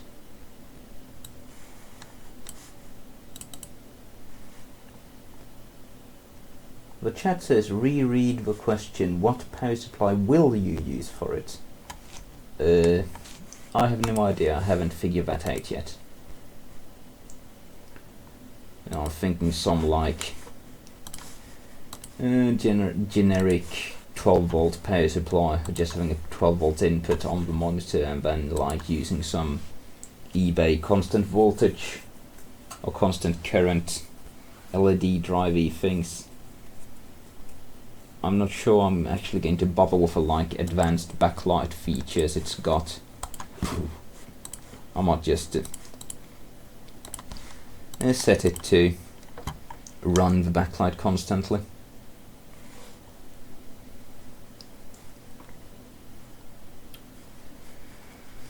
Okay, we're back online.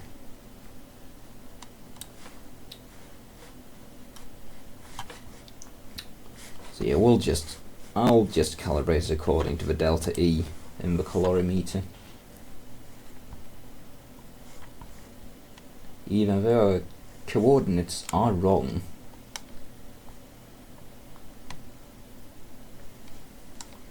I'm assuming that we're supposed to calibrate it to the correct color temperature, because we are calibrating for a specific color temperature.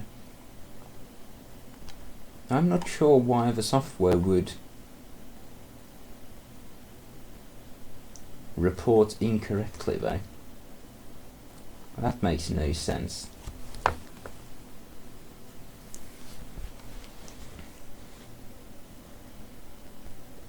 I still think we've got a bit too much green and blue, so we'll take both of those down a notch.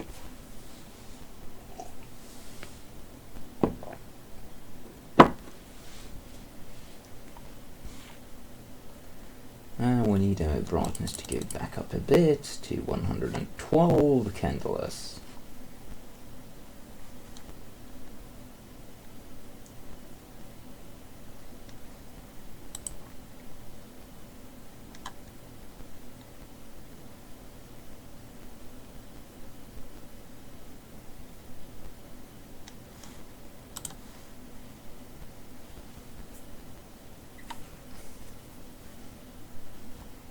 Okay, that's looking pretty good.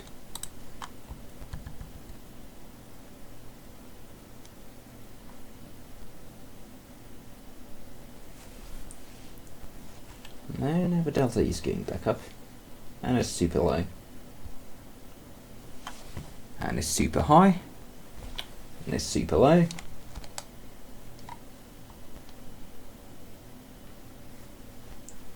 Yeah, the Spider 4 calorimeter really isn't very good at measuring CRTs. It's just jumping all over the place.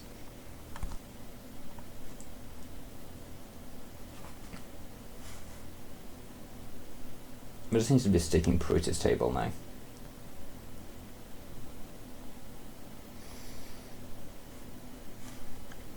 The chat asks, will you ever do anything generator related for off-grid power that could tie into your battery bank in addition to everything else going on?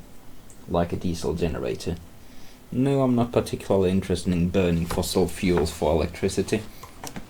That would just be a step down from the generation techniques used on the local power grid.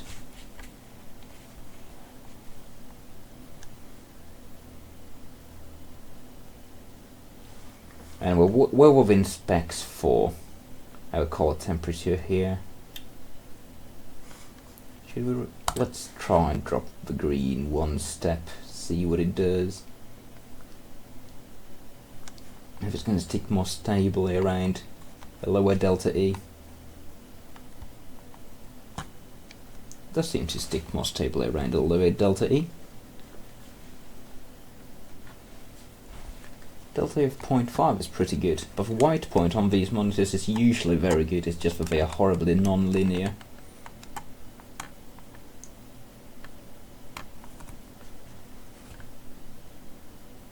Yeah, that's good. We'll go to the next step, where we're supposed to show a 30% grey.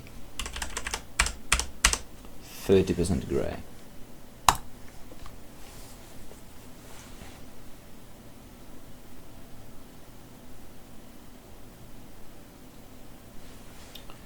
And now we're doing the same exact thing, just for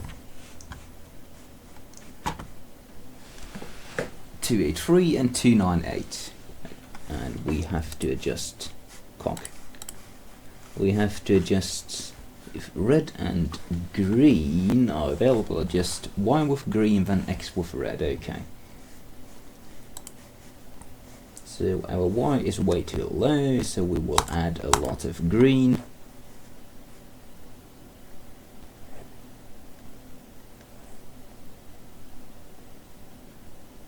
And it's curious that yeah, this is very picky because we do not have a brightness target, so we need to make sure we don't go too high.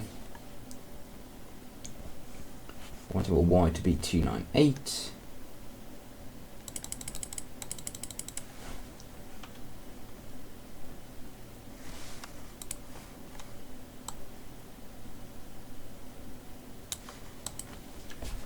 And our Y is currently 281, we'll go slightly up.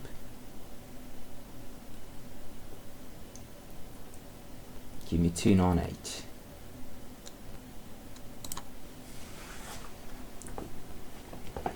Come on, give me 298. 296. That's close enough. And now we'll, yeah, that's good. Now I want to adjust our X to 283 by adjusting the red. Okay.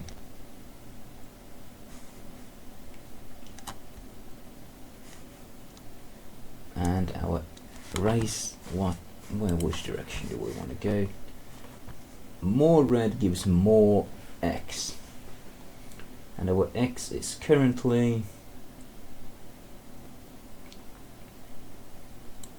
too low. Okay. We will add more red.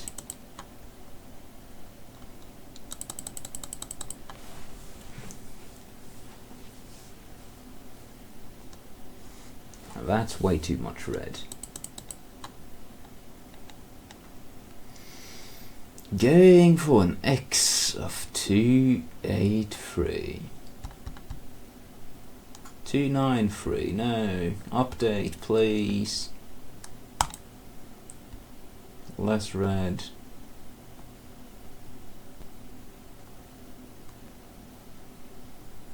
289, update, please.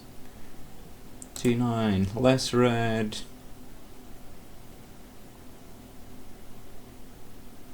286. 285, delta E 1.8. It thinks we've got a bit too much green, so we'll drop that down one step. Now it's starting to look pretty good. Delta E of 1.4.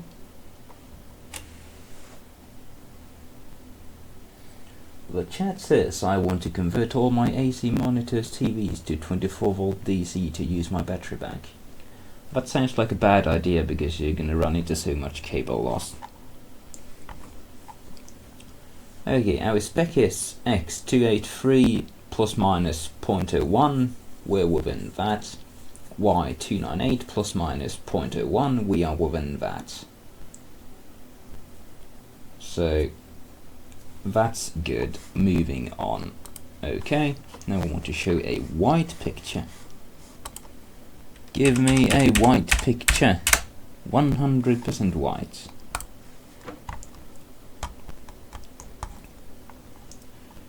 And now we're adjusting for 112 candela again. We need to redo this step a couple of times.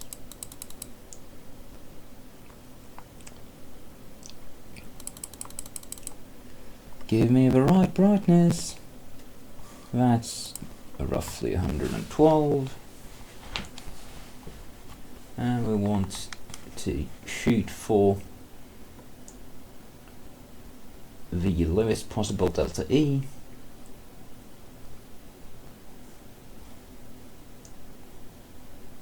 And that's actually looking rather good.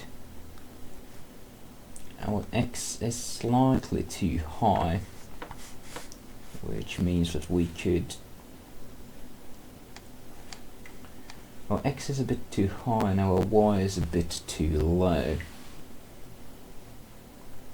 So we could probably add one to the green, and that's going to make things better.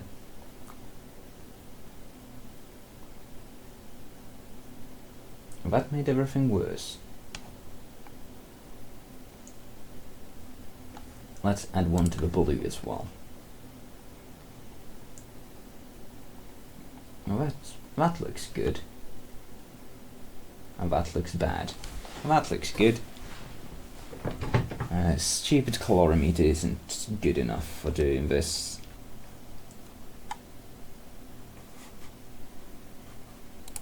Slightly less brightness.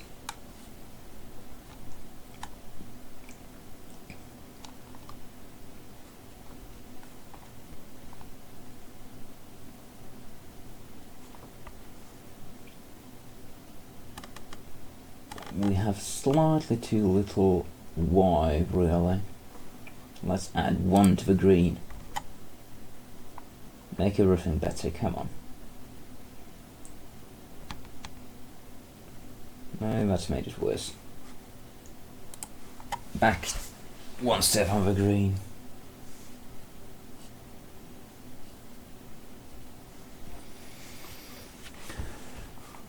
Yeah, we'll go with that. A delta E of less than 1 is good, and we will go around one step to the low end, and now we're adjusting for the same thing, and we've got a bit too much green.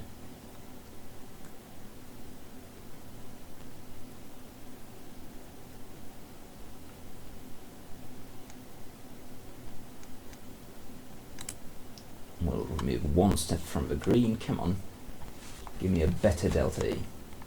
0.3.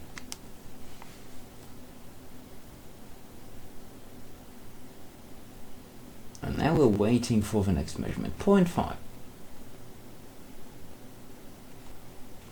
0.4. Okay, this is good.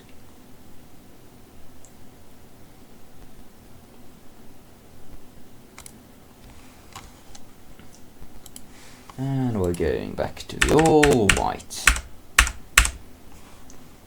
And now we're hoping that it's still going to be within spec. We need a bit more brightness. Exciting time. But chat says cable loss and off-grid Aussie prep. If you're running 24 volts from your battery bank to whatever device you're using, you're going to be pulling like a lot of amps through that cable, which is going to give you a lot of heat in your cables, which is going to result in lost power.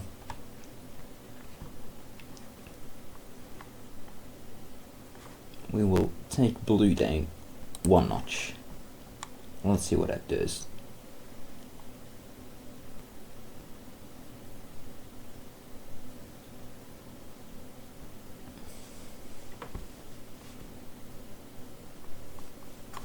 That made everything worse.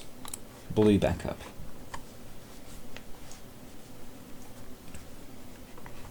Yeah, that's good enough. I can't be bothered readjusting for 9300K, and now we're adjusting the minimum contrast for 11 candelas. Now this is way too low. That is way too high.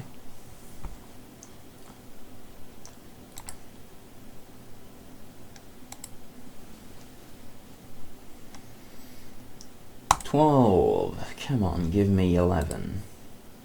11.8. Can I have like 10.9 or something?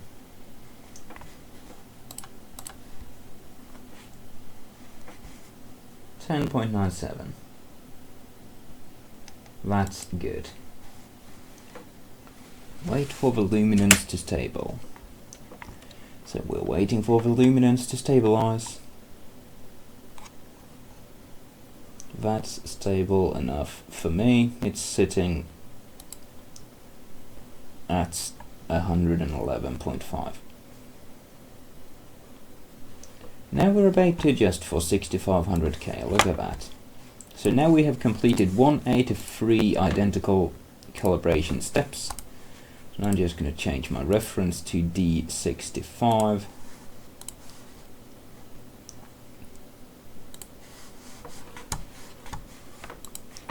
And we'll go ahead and do our adjustment. We want to show a black picture.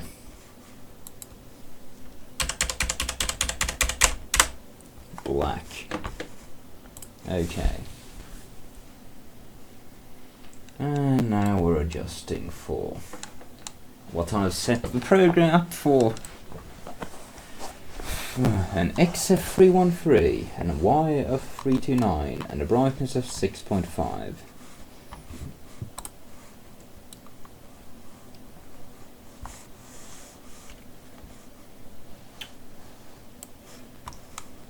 And if all 3 scrollables are available, adjust Y with green. So we will start by adjusting for 6.5 candelas with green, and we're pretty close already.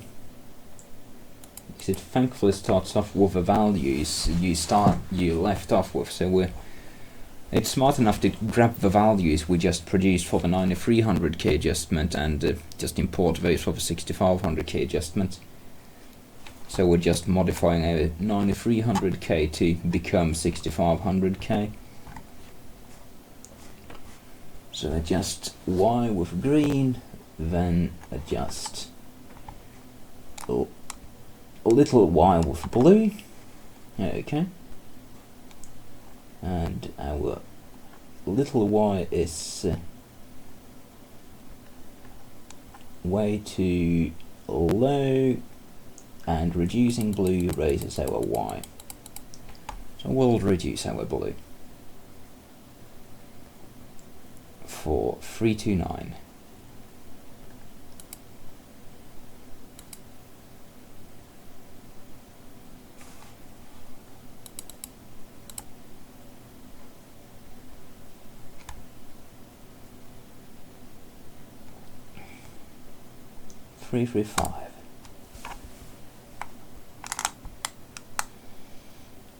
Off-grid Aussie Prepper says, I have compensated for cable loss with thick cable and minimum distance. Well, then by all means, do whatever you want to do. I tried doing that for a while and it was a bad idea.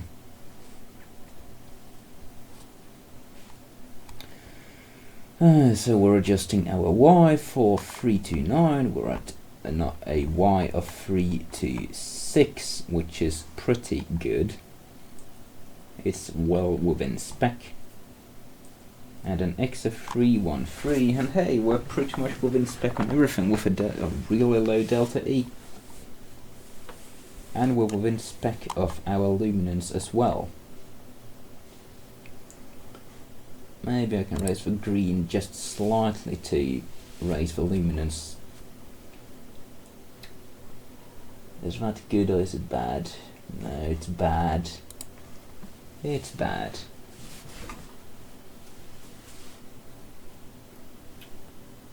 Temo in Vietnam says, tell us more about that. About what? Running stuff off of DC?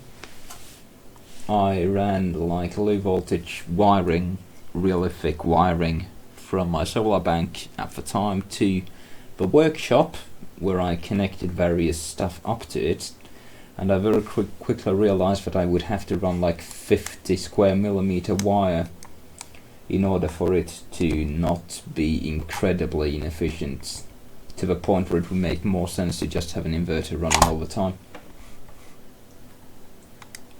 Like, if you want to take out more than like 200 watts on low voltage DC, you need such ridiculous wiring. Just stupidly ridiculous wiring. Anyway, X313, Y329, I saw this exact value, so I will move on with this. Well within spec. I want to show white. 100% white.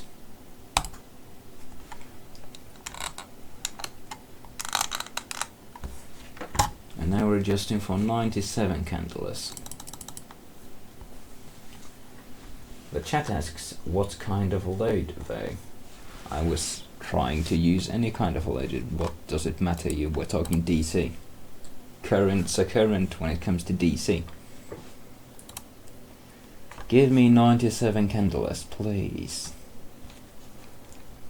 97.12 candles, good. And we're wanting. Now we've got green and blue, and if we've got green and blue, then we're just X with blue, then Y with green. So our X is supposed to be 313, we want more X, which means less blue.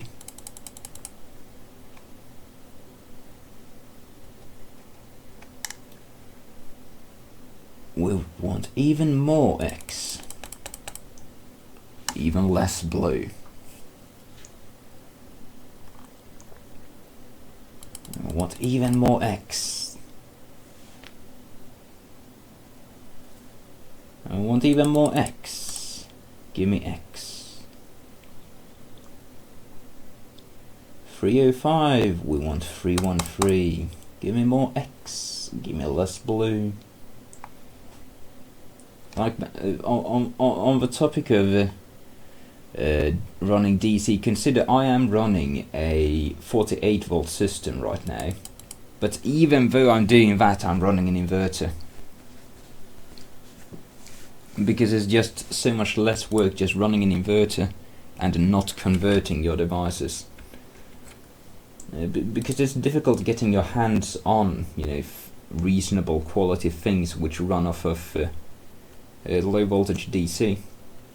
You just end up having all these weird devices rather than the devices you want, because you want to run it off of DC rather than AC.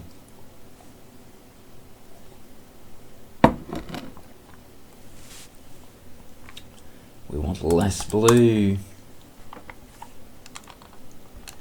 X311, come on.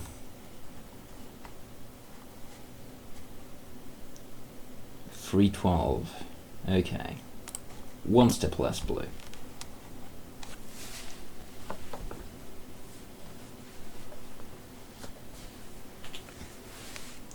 313. Okay, now we'll adjust Y with green. And our Y is supposed to be 329. And less green means more. No, less green means less everything. Well, Y is too high, less green.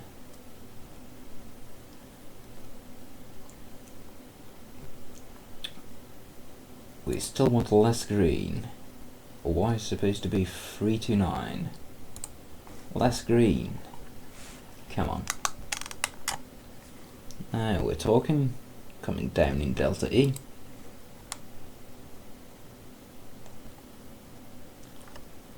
Another issue if you start running stuff off of DC is you now have a 12 volt bank, and you off-grid OSI Prepper says that you're going to upgrade to a 48 volt bank in 12 months.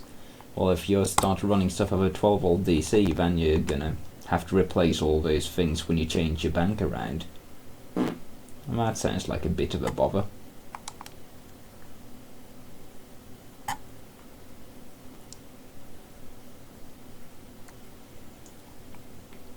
How are our values looking? We want 314 and 330. So our Y is pretty much spot on. We want more brightness because we've got 92 candle and we want 97.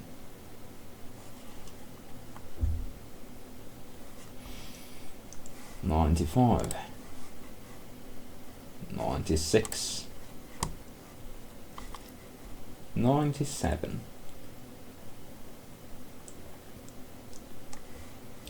Now the software thinks we want a bit less. I know what that looks like. We're pretty much within tolerances. Yeah, everything's jumping around 100% there, going or turning, alternating between being slightly above and slightly below, so that's good enough for me.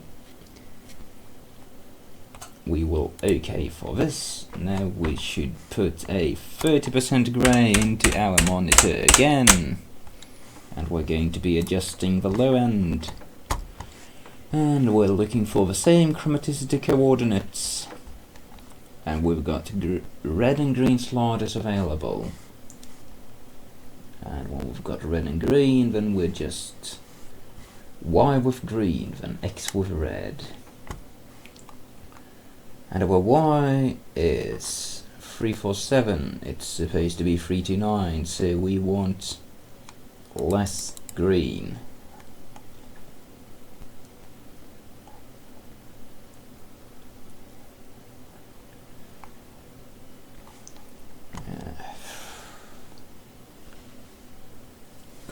Come on, 328.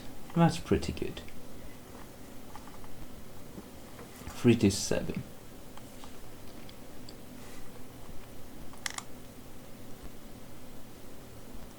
325. We'll go one step up on green because we're going to be changing the red around in a moment. And we need some space to move.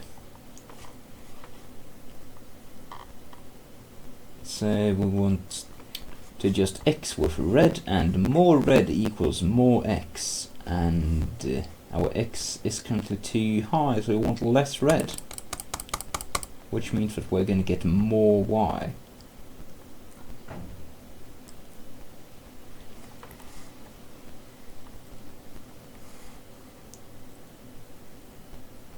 Now I went way too far.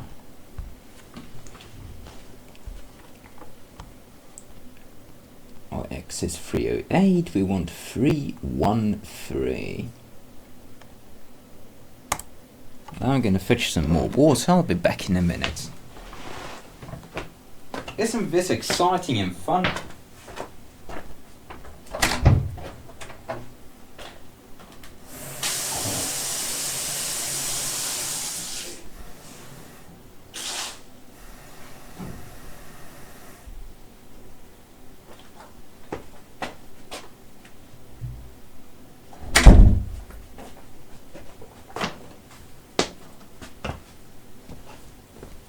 watching minute color changes in Sony CRT for hours on end. Happy fun times for the entire family. And hey, this looks pretty good. Our X is within tolerances, our Y is within tolerances. Our delta E is looking good. I'm happy with this. We will press OK. Yes. Now I want to feed it a white signal, and we want to readjust what we did a minute ago in order to keep the color balance correct. And how does this look?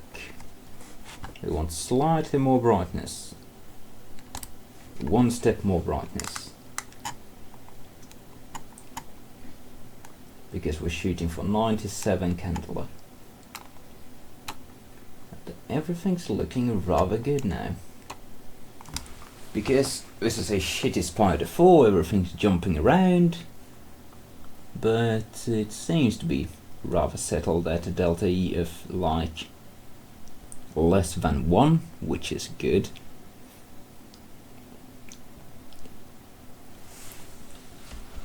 So we will readjust, go back to the 30% grey, and make sure that we're still within spec in the dark end. Now that's telling me a delta of 0.8, which is good. 0.7, 0.5, that's good enough. Okay. I want to feed it a white signal.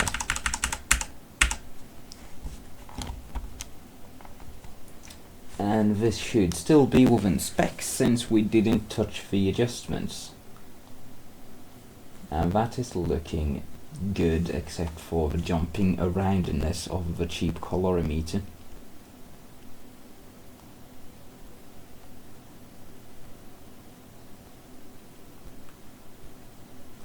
Stop jumping around so much, please.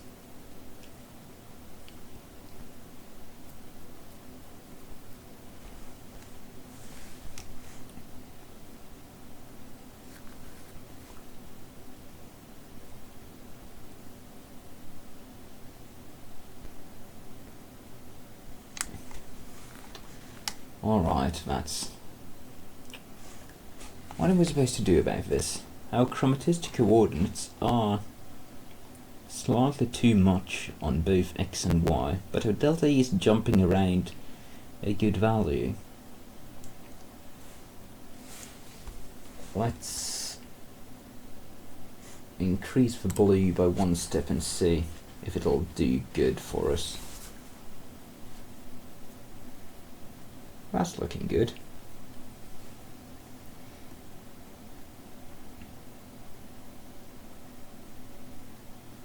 And now it's looking poor.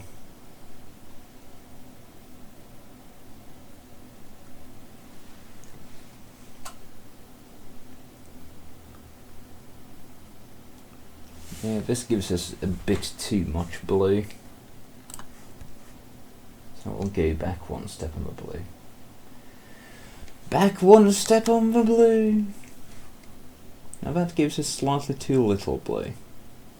But it gives us a better delta E.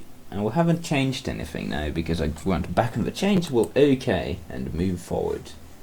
And now we're adjusting the contrast for 11 candelas. Come on. 11.2. That's good. OK. And now we're going to adjust the 5000K setting, which means I'm going to change the reference in the software, and we're going to do the same exact thing once more. D50. Okay.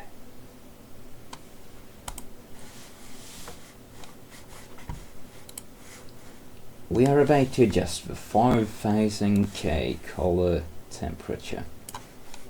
Okay. Give us black, Black as my soul. Okay.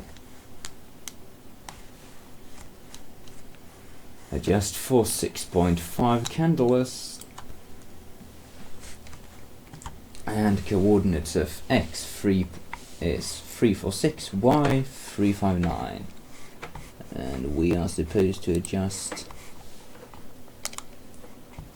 y with green, then y with blue, then x with red. So we will start by adjusting with blue, since in fact we will start by adjusting with green, since we've got a bit too little brightness. We'll take green up 2 steps. And then I will decrease blue until our y is within spec. So we're looking for a y of 0.359.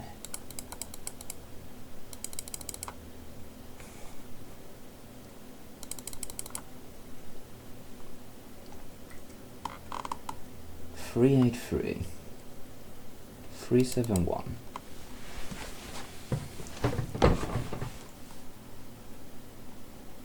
.357. That's starting to look good. 359. 363. Jumping around because my colorimeter is a pile of horse shit. And with them we will adjust our X with red, and that's supposed to be 346, and more red equals more X, so we will raise that one up. Our X is 336, we want more.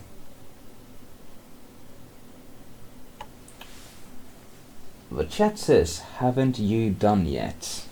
We are not going to be done with this for another considerable amount of time. We're like 40% done. So our X is supposed to be 346, we need a bit more red. Come on, 346. 346, and now our Y is 35. Yeah, this is looking pretty good. Our brightness is a bit too high, so we will lower our green 1 step and see how that fares.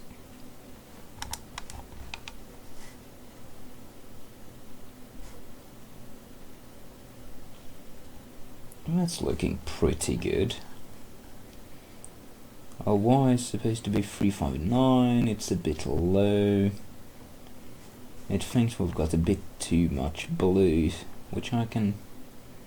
Let's try lowering the blue 1 step. See what happens. So our Y is pretty close, our X is too high,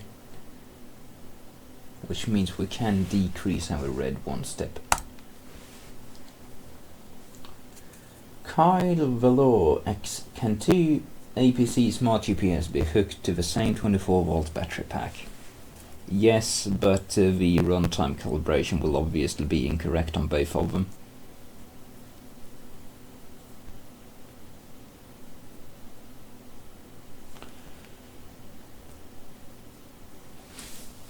Right, so our X is supposed to be 346, it's 351.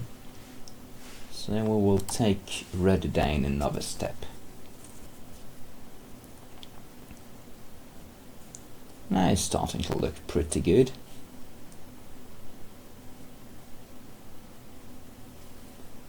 Yeah, we're within our specs of Y 6.5, a brightness of 6.5 candles, a Y coordinate of 359, we're close enough, and an X coordinate of 346, we're close enough. Low delta E, I'm good, okay. And now we're going to show a white picture. White. Okay. And now we're adjusting for 87 candles. We are way too bright. Let's take that down a notch.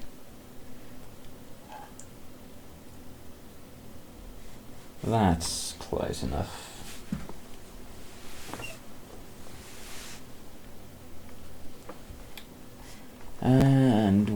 adjusting. We've got green and blue available, and if green and blue are available, when we're adjusting X with blue then Y with green. Our X is too low, so we want less blue. We're adjusting X for 346.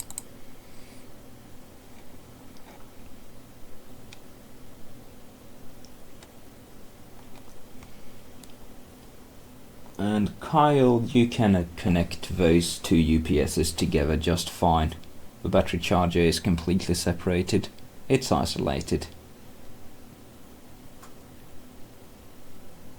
They don't care. We want less blue. Blue, go away. We want more X coordinate. Come on, we want an X of 346.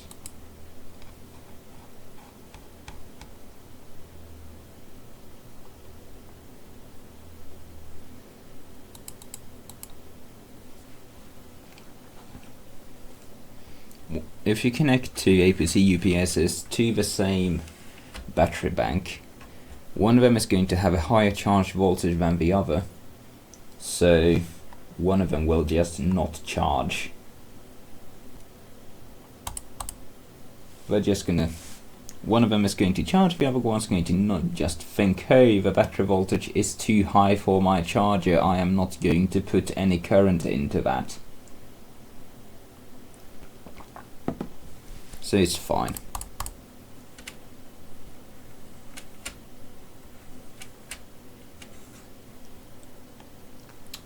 We want an X coordinate of 346. I'm reducing the blue. 344. 342, 343, slightly less blue. 345. We will decrease the blue one more step. And that ought to make it good enough, I think. Come on. 346 or above, please. We're going to be decreasing the Y anyway. Yeah, let's just reduce green until we get a Y of 359.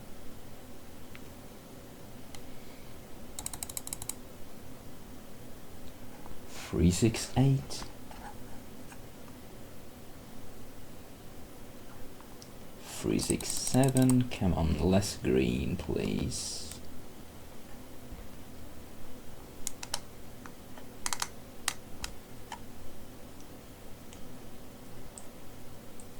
Ah, we're starting to get there. The delta E is no longer off the charts. Our X coordinate has risen slightly, but we'll adjust our Y to be correct. We'll decrease green one more step, I think. This is starting to look pretty good. I want to raise blue one step. Come on. Give me a good delta E. Give me a good delta E.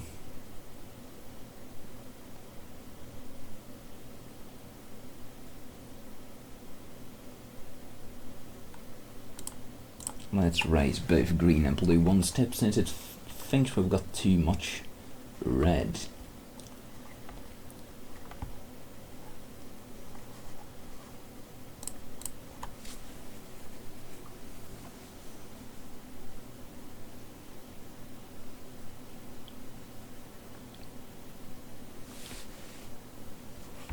This is starting to look pretty good.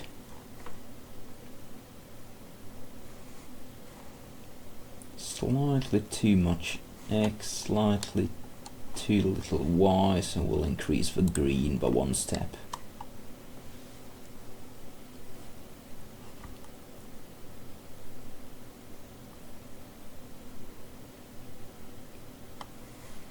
And we want to raise up our brightness to 87 candles.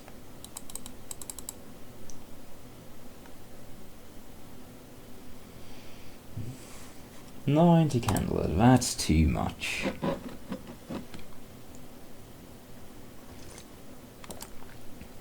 89, 88, come on. That ought to be right. 86.6, that's good enough. 85.7, that's out of spec, come on. That's gonna be the best we can get. 86.8, good.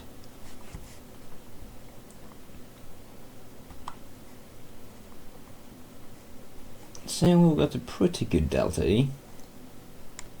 Our coordinates are roughly right.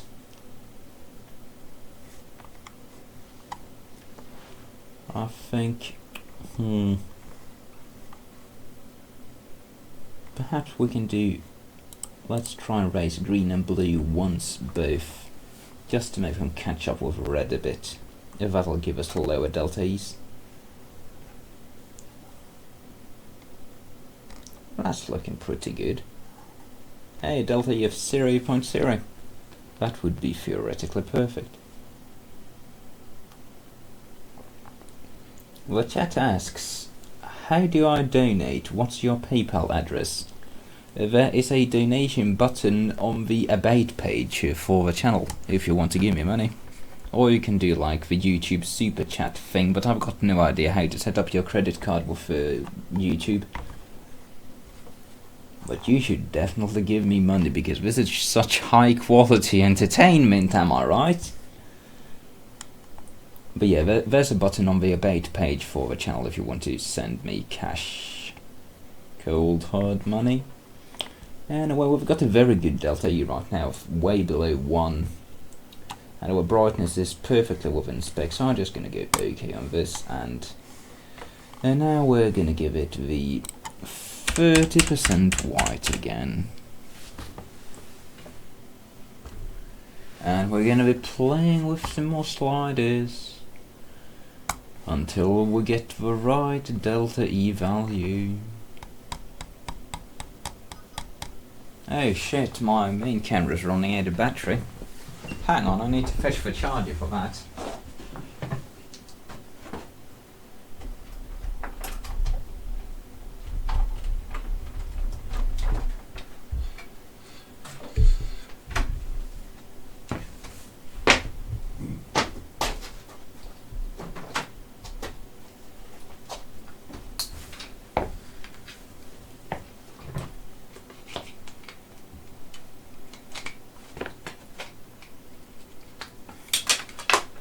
Exciting camera charger connecting action, which you cannot even see because it's pitch black in this room. Only on the FF Cossack channel.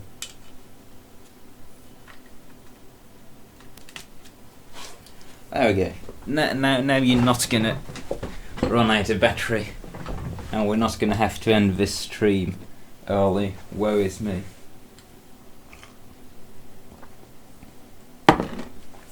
Freenix says hello. Hello, Freenix. Okay, what are we doing?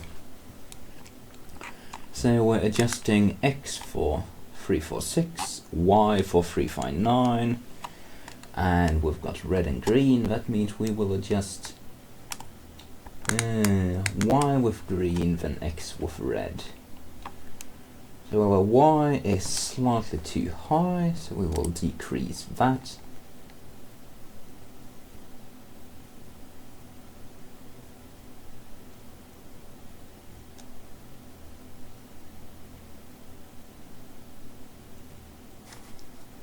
No, our X is now too low. Our Y is now too low.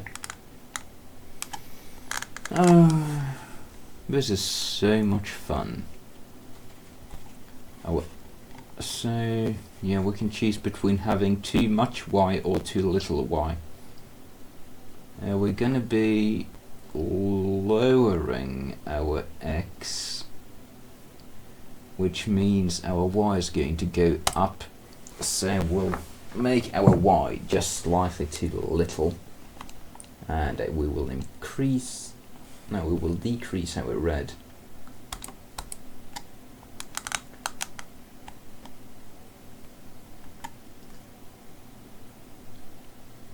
We want our X to be 346.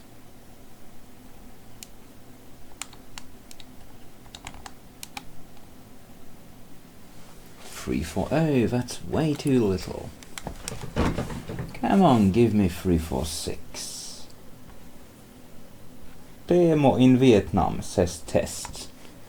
Your test was probably successful.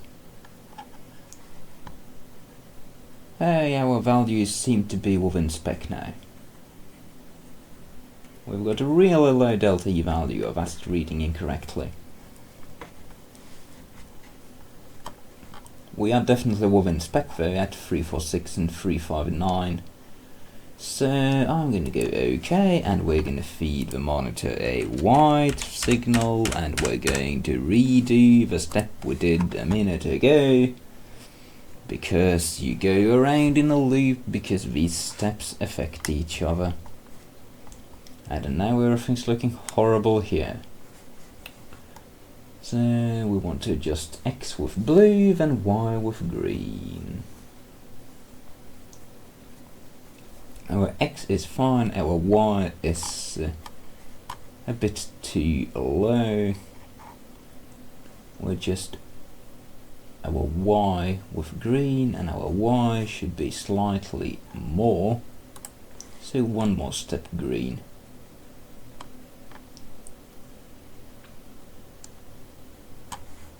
And we want a lot more brightness. We want 87 candles plus minus 2. 84. 85. Come on, give me 86. 87.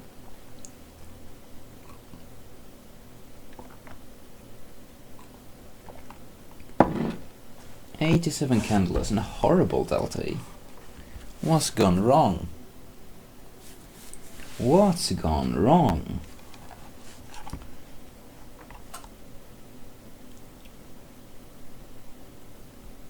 We want to adjust our X with blue and our Y with green. So our X is pretty much perfect, our Y is too low, so we will add more green.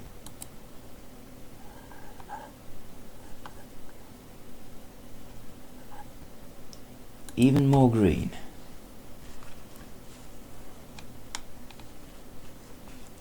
Our delta E just dropped a bit, that's good.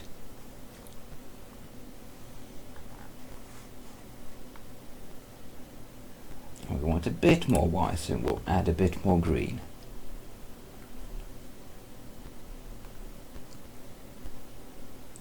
We're starting to get somewhere decent. Still, I want a bit more green.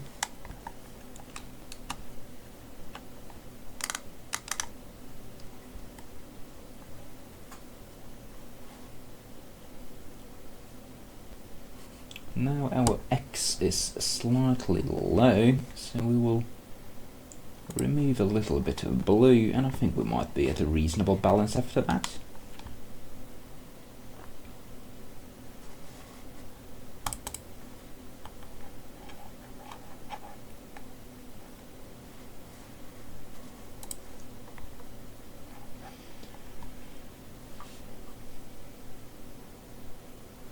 We've got slightly too much green and blue according to the bars. Our X is too low.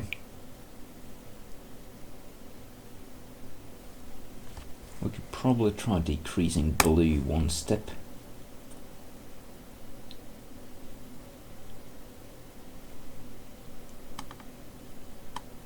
That made everything worse.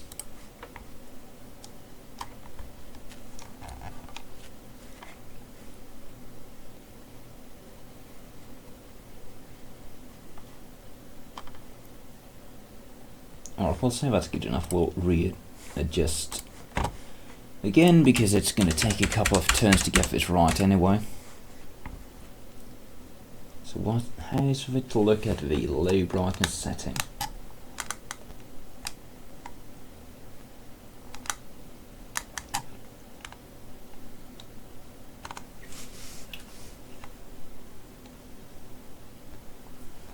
The chat says riveting viewing and snoring noises. Yes, this is absolutely action-packed. In fact, somebody should be signing me a movie deal for this.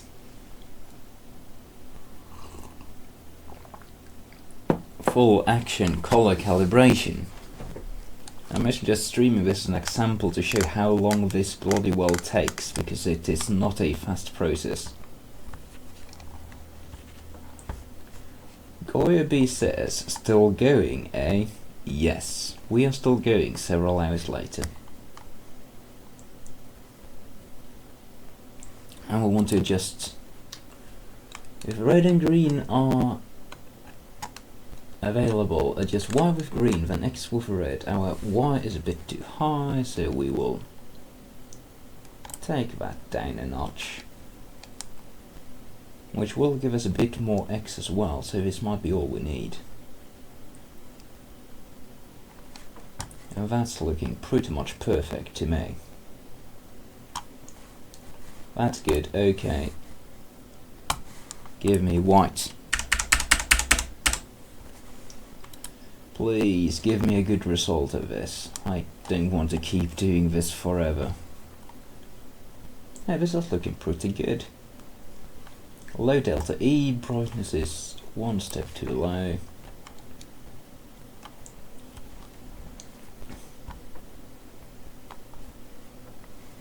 Yeah, fuck it, this is good enough for me. Okay, we're done with that. Adjust contrast for 11 candela. It's too low, give me more brightness. 10.4, give me 11. 0.013. Good, okay. Wait for luminance to stabilize.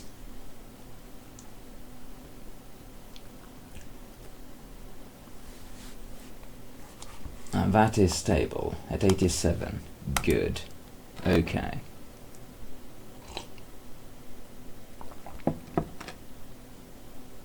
And we're almost done.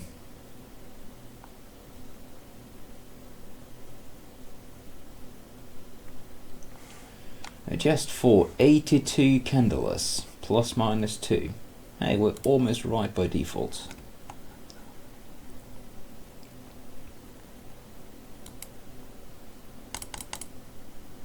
Come on, give me 82.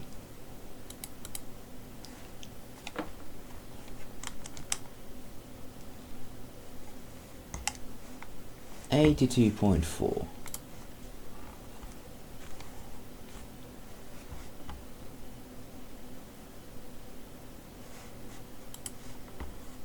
Come on. We can get a bit closer. Okay, we can't get a bit closer.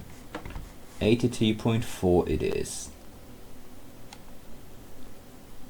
Okay. And now I think we are done. We are done. Preset color mode adjustment is complete. And now we will just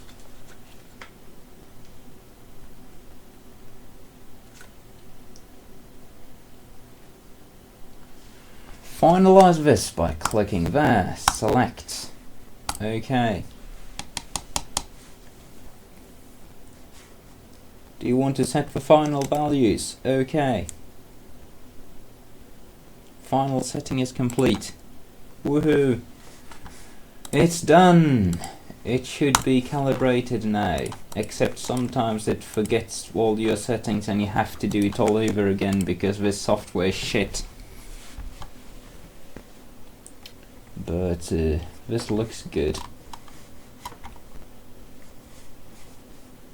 So now I'm just gonna exit out of that and we will get to file, save data to file, color calibrated .dat, save this. And we'll wait a while.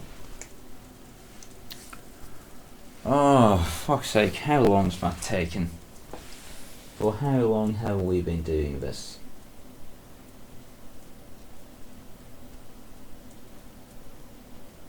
Two hours and 40 minutes. 19 people watching, what the hell. 2 hours and 40 minutes to calibrate a like 15, 16-year-old monitor.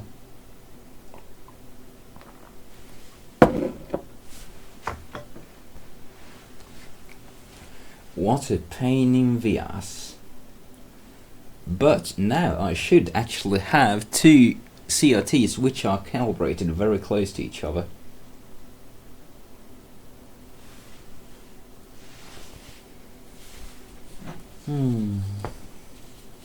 Finally.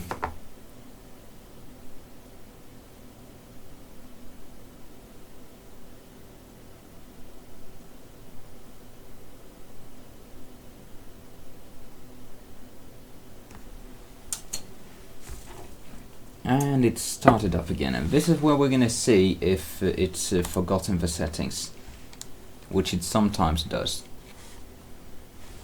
If the values we get there are all horrid in a few seconds, then it's forgotten everything.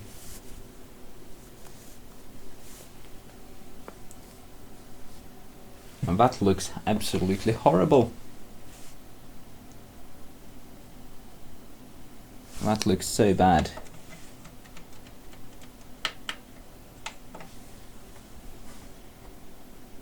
Has it seriously forgotten that? Did it actually just throw all of that in the trash?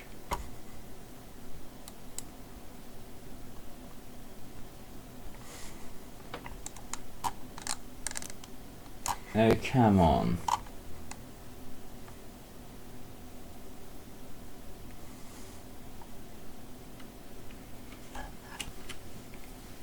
It takes a while for it to warm up after it's turned on. Perhaps we're just waiting for that, but I think it's forgotten everything.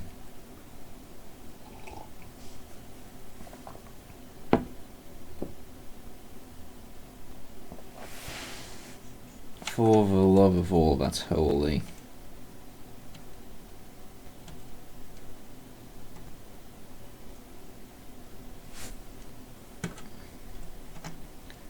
What if I was one? Oh.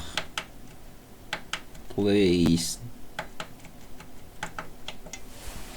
sRGB, that should always be right. Oh, sRGB looks good.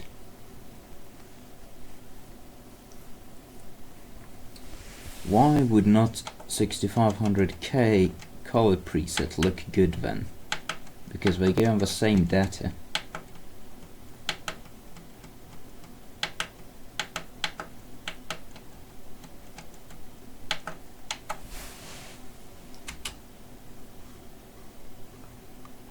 Well, it's kind of stabilizing, I guess, but this isn't looking as good as it did a moment ago, that's for sure. The delta of 2.6 is horrid. Ugh. This is making me want to cry.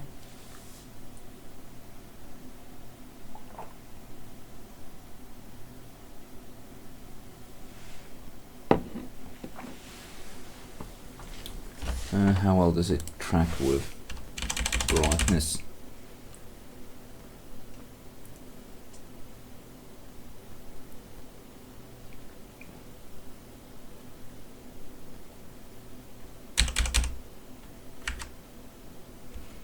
It's tracking good, but it's all wrong. We've got a horrid delta E. What?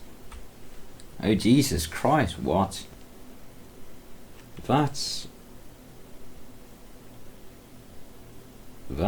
absolutely useless. What? That must be an incorrect reading. Oh, that's better, thank goodness. How many watts do them CRTs suck? One of these do like just over 100 watts. A like 28-inch CRT TV will draw like 50. Because they don't draw the tube as hard.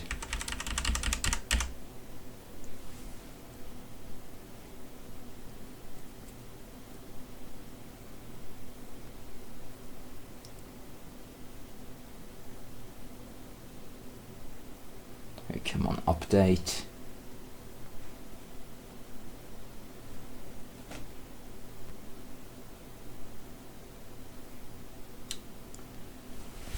Yeah, something's definitely wrong. Something is very, very wrong with this calibration. The brightness is wrong.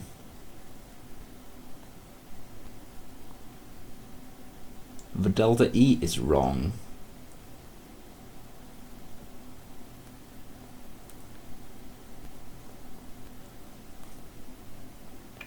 Oh, why is this so wrong?